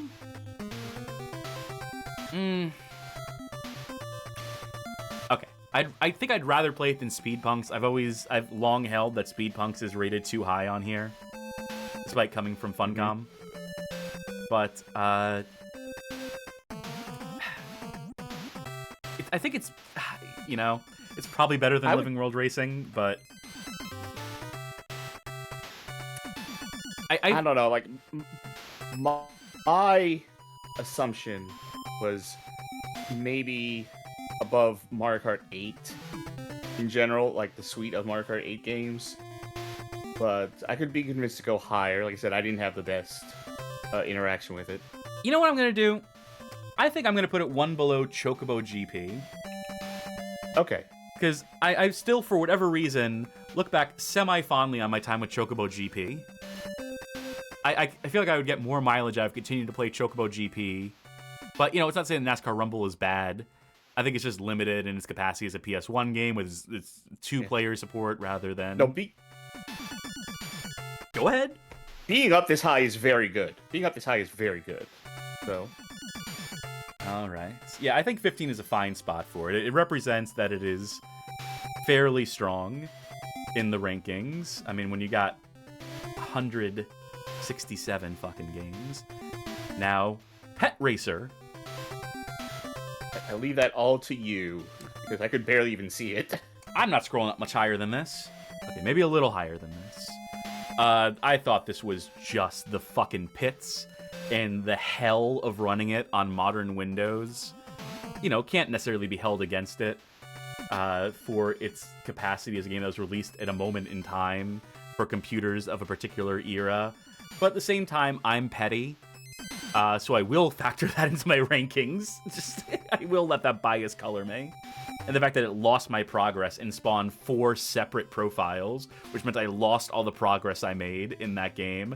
That just seems like bad design. And it was a badly designed game. The level design I thought sucked ass. The fact that you have to unlock everything in sequence and grind through interchangeable stages and within the tile sets. Sort of similar to that Mario Kart Arcade GP DX. In terms of just like the repetition of it. Man, yeah, I didn't like that one fucking bit.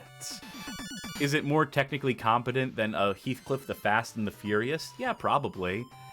You know, this seems like a fine sort of zone. I'm not going to put it above Homie Rollers on the Nintendo DS. That's my cutoff point. I refuse to put it any higher. Is it worse than Hello Kitty Cruisers? Nah, probably not. Because that game was fucking nothing. So, you know, 149. Trending towards the bottom. You know what? Speaking of fucking nothing. Ooh, Nicktoons Nitro. Yeah, absolute fucking nothing. But still, like, competent in a way that a lot of shit here isn't. I'm not going too high. Like, not aggressively offensive, like some of these games on this list are. But it was, like, white toast. Or not even white toast, just white bread. We didn't like Super Indie Karts one bit between us. No. But not at all. I think we'd agree that it is at least attempting to do something. It may not be doing particularly well in that attempt, and the lack of multiplayer, the lack of online multiplayer is inexcusable for what that game is. But, you know, I think I'd still rather go to Super IndyCars. I'd certainly rather go to Pulse Racer on the Xbox than Nicktoons Nitro. That sounds right. I think I'd also... I wouldn't rather go to Crash Bandicoot Nitro Kart 3D on the Zeebo. I think it sandwiches right here. Just get... Sure, yeah. I can tell there's some sort of delay where you're hesitating and stammering. Just say what you want to say when you want to say it. Just so we can get through this segment with you getting some amount of input in. So I'm going to put that there unless there's any comments that you have on it. No, that's fine. Okay. Sonic Riders Zero Gravity for the PS2. All right. Now, while I said we should rate Kinect Joyride, do we put this one on? Does this count enough for us? Yes, it does. All right. My contention is that it absolutely does, and that it's a steaming pile of fucking dog shit. We didn't put the other Sonic Riders on. No, we're gonna put one of these goddamn games on. Hated this game. I'm not gonna put it at the very bottom. No, but I would put this somewhere into the just sucks to play category. Right? So that is close to the bottom. I'd rather play a Spogs Racing on the Wii. Yeah, this is the range I was thinking. Like, maybe... I would say above Renegade Racers for sure. But I would say below Hello Kitty Cruisers. Below Hello Kitty Cruisers? I was going to go with 150. I was going to put it immediately in the Pet Racer spot right here. Yeah, that's not far off from where I was thinking, so okay. Yeah, I think that's the spot. I'm happy that Homie Rollers is above it. Well, a sentimental favorite in Homie Rollers for me. But, yeah. I just thought every aspect of that was despicable. It was very funny that we got some Sonic Riders diehards, modders, and that's great. To be clear, this show does not get the benefit of... Specifically, not the Sonic Riders, this game Sonic Riders, though. Other Sonic Riders. It's great that there's a community around the first game in the series. That people, found some sort of charm in that enough to, modify it, make it tournament ready and what have you. I will admit the first game is obtuse, but, if you figure it out, there's probably some depth to that. This game seems absolutely depthless. This game seems like it has a lot of mechanics in service of fucking nothing. It seems like an overcomplicated goddamn mess that's poorly tutorialized with a battle mode that has 3 modes in it that none of them are any good whatsoever in any configuration. I think it's fucking embarrassing the way that you use the boost and the sharp turns in it. I think it's fucking pathetic and stupid and ill-advised to completely halt the game's momentum and litter the screen with fucking blur effects that make the game unparsable anytime you want to do any sort of action that isn't just engaging with the game's basic steering. I thought it was unacceptable the way that it has multiple different tracks based on your vehicle, but there's so many layers that you need to keep track of, and also be paying attention to the top left corner of the screen instead of the center of the fucking screen so you can keep track of when you're getting these gear upgrades or whatever. Just a whole mess of ideas getting tossed against the wall, and none of it fucking sticks. Characters look off model, the tracks don't seem particularly good. I don't know what the value of this game is. I don't know who it's for. Because if you're a Sonic fan, what are you doing playing games when you're not just running around anyway? I don't know why this sub-series exists. Just make a Sonic game where you run. Or drive a car, I guess. I guess we're in the era of Sonic Kart Racing being a bit of competition for the likes of Mario Kart. I'm glad that the latest Sonic Cross Worlds, is that the one that's the latest? Yes. It's a good thing that it's giving fucking Mario Kart a run for its money while Nintendo drives that franchise into the fucking ground between Mario Kart 8 and whatever this latest piece of garbage is on the Switch 2 that no one appears to like. So it's good that Sonic can swoop in and claim some sort of spot. But at the same time, I'm just wondering, why doesn't Sonic just fucking run? Why can't we just have a Sonic game where he runs? A racing, driving, racing competition game where he's just on foot. And I guess that was Sonic R. Okay, I was supposed to say, get out your Saturn, because I have good news. But, ultimately, Sonic Riders was not the direction they should have stuck with, and it's a good thing they dropped it. Then they started with those Racing Transformed and Crossroads and all that stuff. That's a much better lineage of Sonic racing game. Well, I mean, they tried to make it on the Kinect, and then they dropped it. Yeah, I think that one was definitely the one to put the fucking nail in that coffin, and not a moment too soon. Vessel's asking, speaking of Kinect, how long have you had that rant bottle up? I've been sporadic, baby. That's on the spot. That's off the dome. Speaking of Kinect Joyride for the Xbox 360. I'll even put an X in front of it. Now, you know what?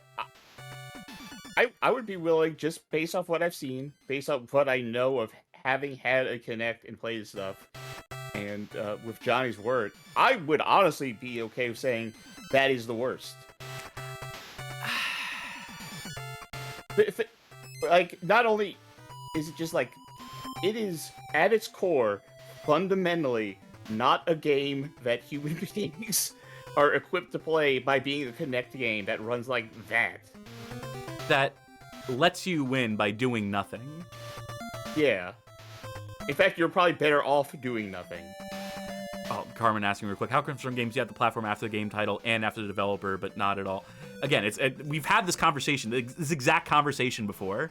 It's because there are certain games that come out on multiple consoles, and I want to specify which version of the game. M&M's Kart Racing on the DS. Monster High Skultimate Roller Maze on the Wii. Mad Trax only has a Wii game, therefore. But I always have the platform here just for reminders' sake. It's a weird system, but it's the one that works in my brain. Anyway, I'm not willing to put it at the very bottom for a game I've not had hands on myself. This is why I was worried about do we rank this or not, because I knew it was going to trend towards the bottom, but I can't dethrone one of the worst video games I've ever played in my life, even based off the testimony of someone I trust. I can't dethrone Donkey Kong Barrel Blast. I don't know. I think knowing that it's a Kinect game, again, having had used Kinect before, and like, it's like Donkey Kong Barrel Blast like controlled like shit with like the controllers. What if you didn't have controllers? What if you had to like gesture at like what you were doing? What if you had nothing but like the hopes and dreams of maybe this thing will register my human body in a game that like that performs better, that your character performs better if you were not there to play it? That's funny on its face, and don't get me wrong, I've played Kinect games before, so I know like approximately what we are dealing with here. But at the same time, like, this is why I don't want to rate it, because you're rating an assumption of an idea of a game, and I can like judge things like how bad the economy is in it, how much grinding you need to do to unlock stuff, and that'd definitely be points against it. I just can't see it being that much worse, even with all those things considered and how poorly it controls. Donkey Kong Barrel Blast is uncontrollable with a controller. That's an accomplishment, in my mind. That with the Wiimote or whatever the configuration was for that you had actual physical stuff in your hand, and they still could not negotiate a way to make that game control in any human capacity. And South Park Rally is still just like the most like offensive game on the list to me. Not because like it's offensive or whatever, but just because it's not really like a racing game of driving. It's all like checkpoint bullshit and gimmick modes. And none of them coalesce in anything, and the tracks are awful in it. I do extremely fucking hate South Park Rally. Right, what if we did this? What if you put it below Barrel Blast, but take off the number? There's no number, and it's just like a different color. And it says, Johnny hates this. Well, Johnny's also saying in chat that they'd put it just above Barrel Blast. Really? You would? Huh. So, you know what? That's what I'm going with, because I'm not ready to dethrone Donkey Kong. I want the world to know my fucking hatred and contempt for Donkey Kong Barrel Blast until the end of time.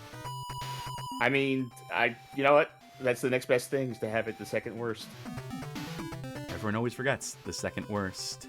I just gotta make sure. Did I remember to tab? Just for my own sake, I do feel like having a game, like taking the idea of these games and then saying like, and now you have no controller, is like, why are we doing this? I feel like, except for like maybe 2 instances, one of which being like Dance Central and the other being, I don't know, I'm just assuming there was a second Kinect game that was actually decent. I'm giving them the benefit of the doubt, that the idea of having nothing was like one of the worst fucking ideas. And from what I understand of developers like basically pleading with Xbox, please let us have some plastic thing that people can hold so we can actually track. And Microsoft saying, no, we want no controllers. Like, it just, anything Kinect just feels like a goddamn nightmare. Look, except for Dance Central, that was alright. You'll get your Kinect hate off your chest when we play some Kinect games on the show at some point. We can dive deeper We'll have into... to hire paid actors to, like, put us on screen instead of... I have some ideas. But anyway, Sonic and All-Star Racing's Transformed, whatever. I hate these titles for these games. The games are fine, but the titles I don't care for. Where did we put the proper console version of this particular SKU? Pretty high. Real high. Like, towards the top. Number 2, as a matter of fact. Yes. But this can't go anywhere near that high just for performance issues, right? Yeah. It is the core game, but it just runs so bad. Especially with 3D, but you can turn that off. But it still doesn't run good. You know, I have a gut rating just looking at what I'm looking at here right now. Mm-hmm. My gut tells me fucking what above Super Mario Kart? 37. Okay. Oh, I just yanked my headphones out of my ears. Yeah, I feel like, one, fuck Super Mario Kart. Boring piece of shit that it is. Fight me. But, you know, yeah, performance. I would still play that above Sonic Drift. Because these games are just like, you know, warm water to me. That still makes them better than so much of what we played.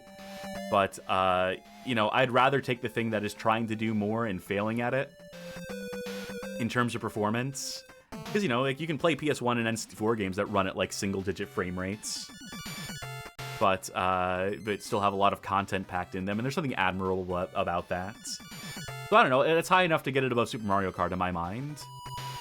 Still a notch below Kursed Kart Racer on the GBA, I guess, but, I don't know, I feel like this is a fine place for it. I feel like this isn't a terrible spot to occupy. So, yeah, I think that's fine for it. And the performance is really bad. But it's still content-rich enough to be in the top third of the list. Like, it's ultimately still what's in the second best kart racer, but it's just a compromised version of that. Yeah. Monster High, Skultimate, Roller Maze, 3D, etc., etc., etc. Where do we put the other ones? Where are the other ones? To me, this one is the most offensive because it should have been...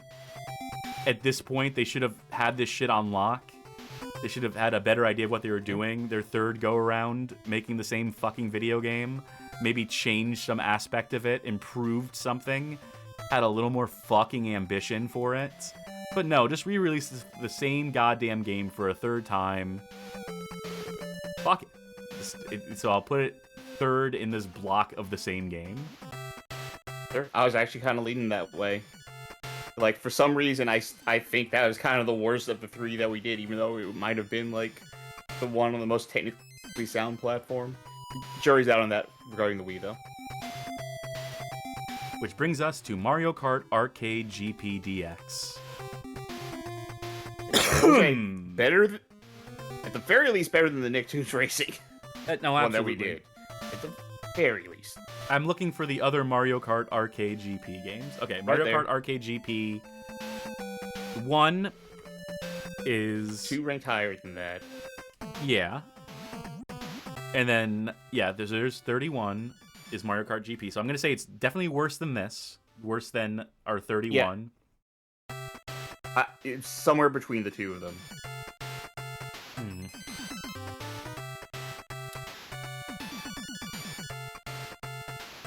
I'm trending towards lower. Lower, lower, lower, lower. Because I think given the year it released and just how repetitive it is, I think is almost kind of unacceptable to me. The fact that it can come out so late and then still be so uninspired in content. Like, despite all the unlockable shit in there, it's just a failure of track design. It's a coasting on laurels that I do not respect.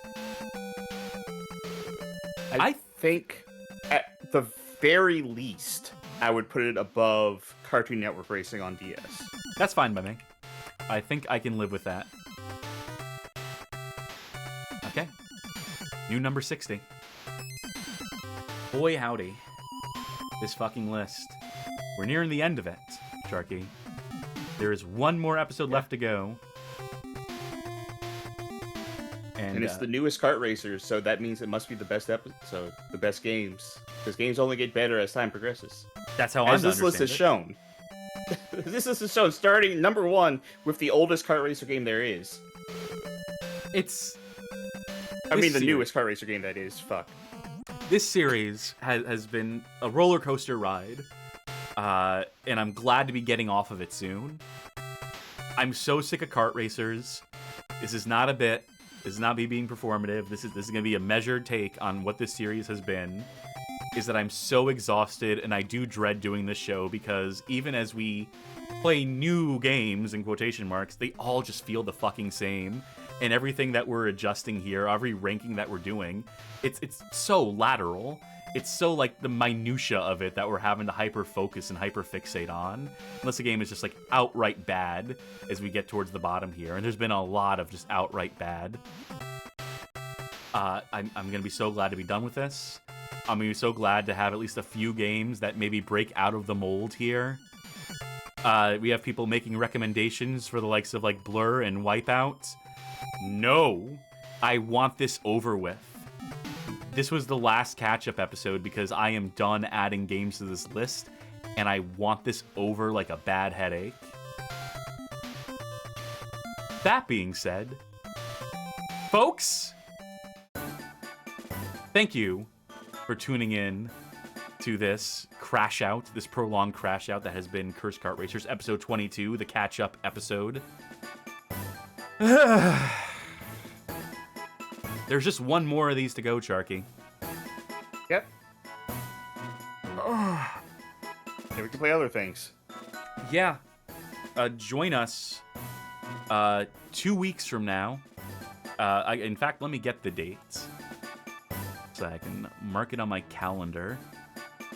February 7th will be the day that Kursed Kart Racers comes to a goddamn end with a selection of, I think we currently have 8 games that we will be playing for that one, that we will properly play through. It's going to go long, too.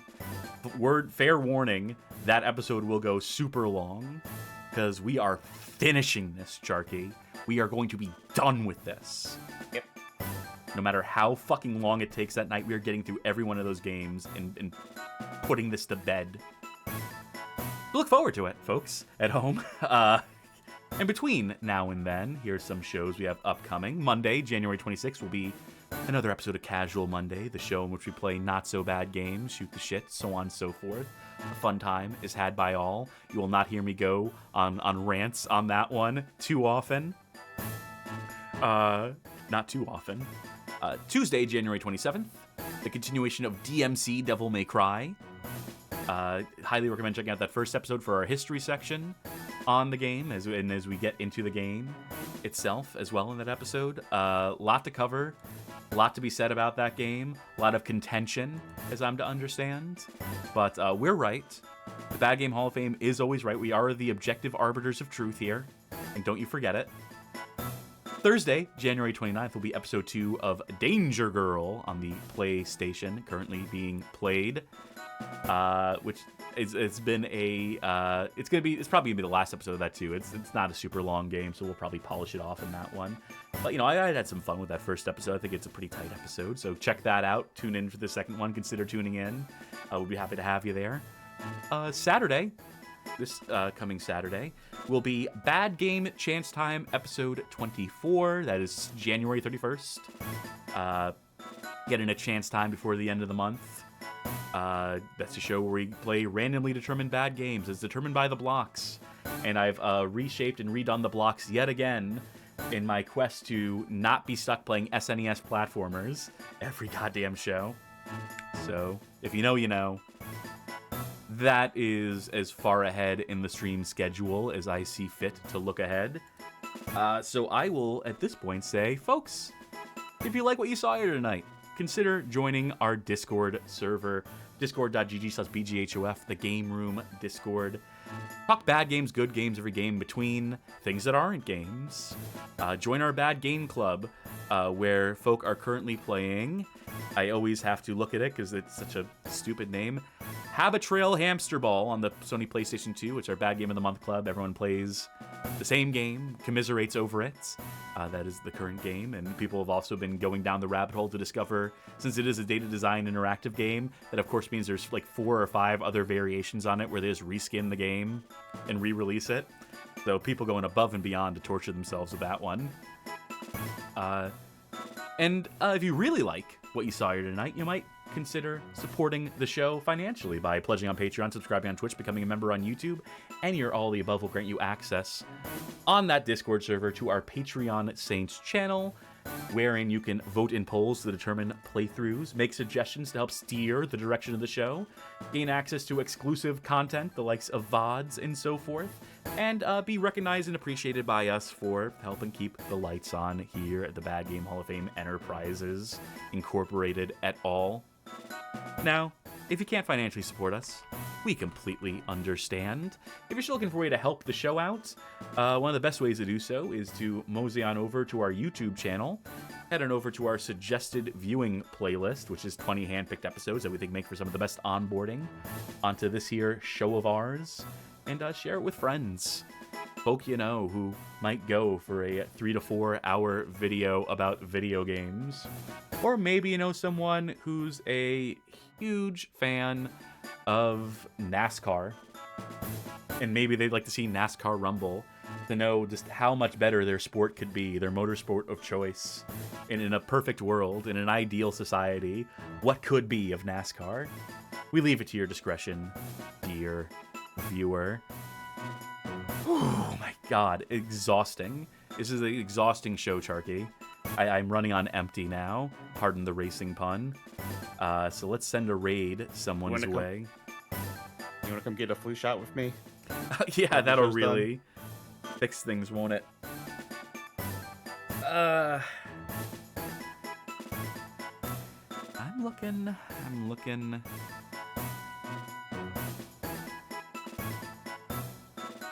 Author Blues is spinning the wheel, as they say, which I think means they're playing randomly determined games or modifiers for some game, potentially Super Mario World. We'll send folk that away. Anyway, let them know the Bad Game Hall of Fame sent you. That hey, we played a Mario tonight too. Commiserate. And yeah, that will do it for us here at the Bad Game Hall of Fame. I have been crashing out Cassidy, and boy howdy have I ever been. I've been 50cc Charky. Taking it slow. Just one more of these. I have to keep reiterating. I have to keep saying it out loud and manifesting. Just one more goddamn episode of this series, and we can be free to play more bad games in a different configuration, in a different format. We're still in hell. We're ascending to a different level of hell. We're escaping one layer for potentially a slightly nicer layer. But hey, that's the nature of the Bad Game Hall of Fame, isn't it? We'll work that karma eventually. Oh, bye. Good night, everybody.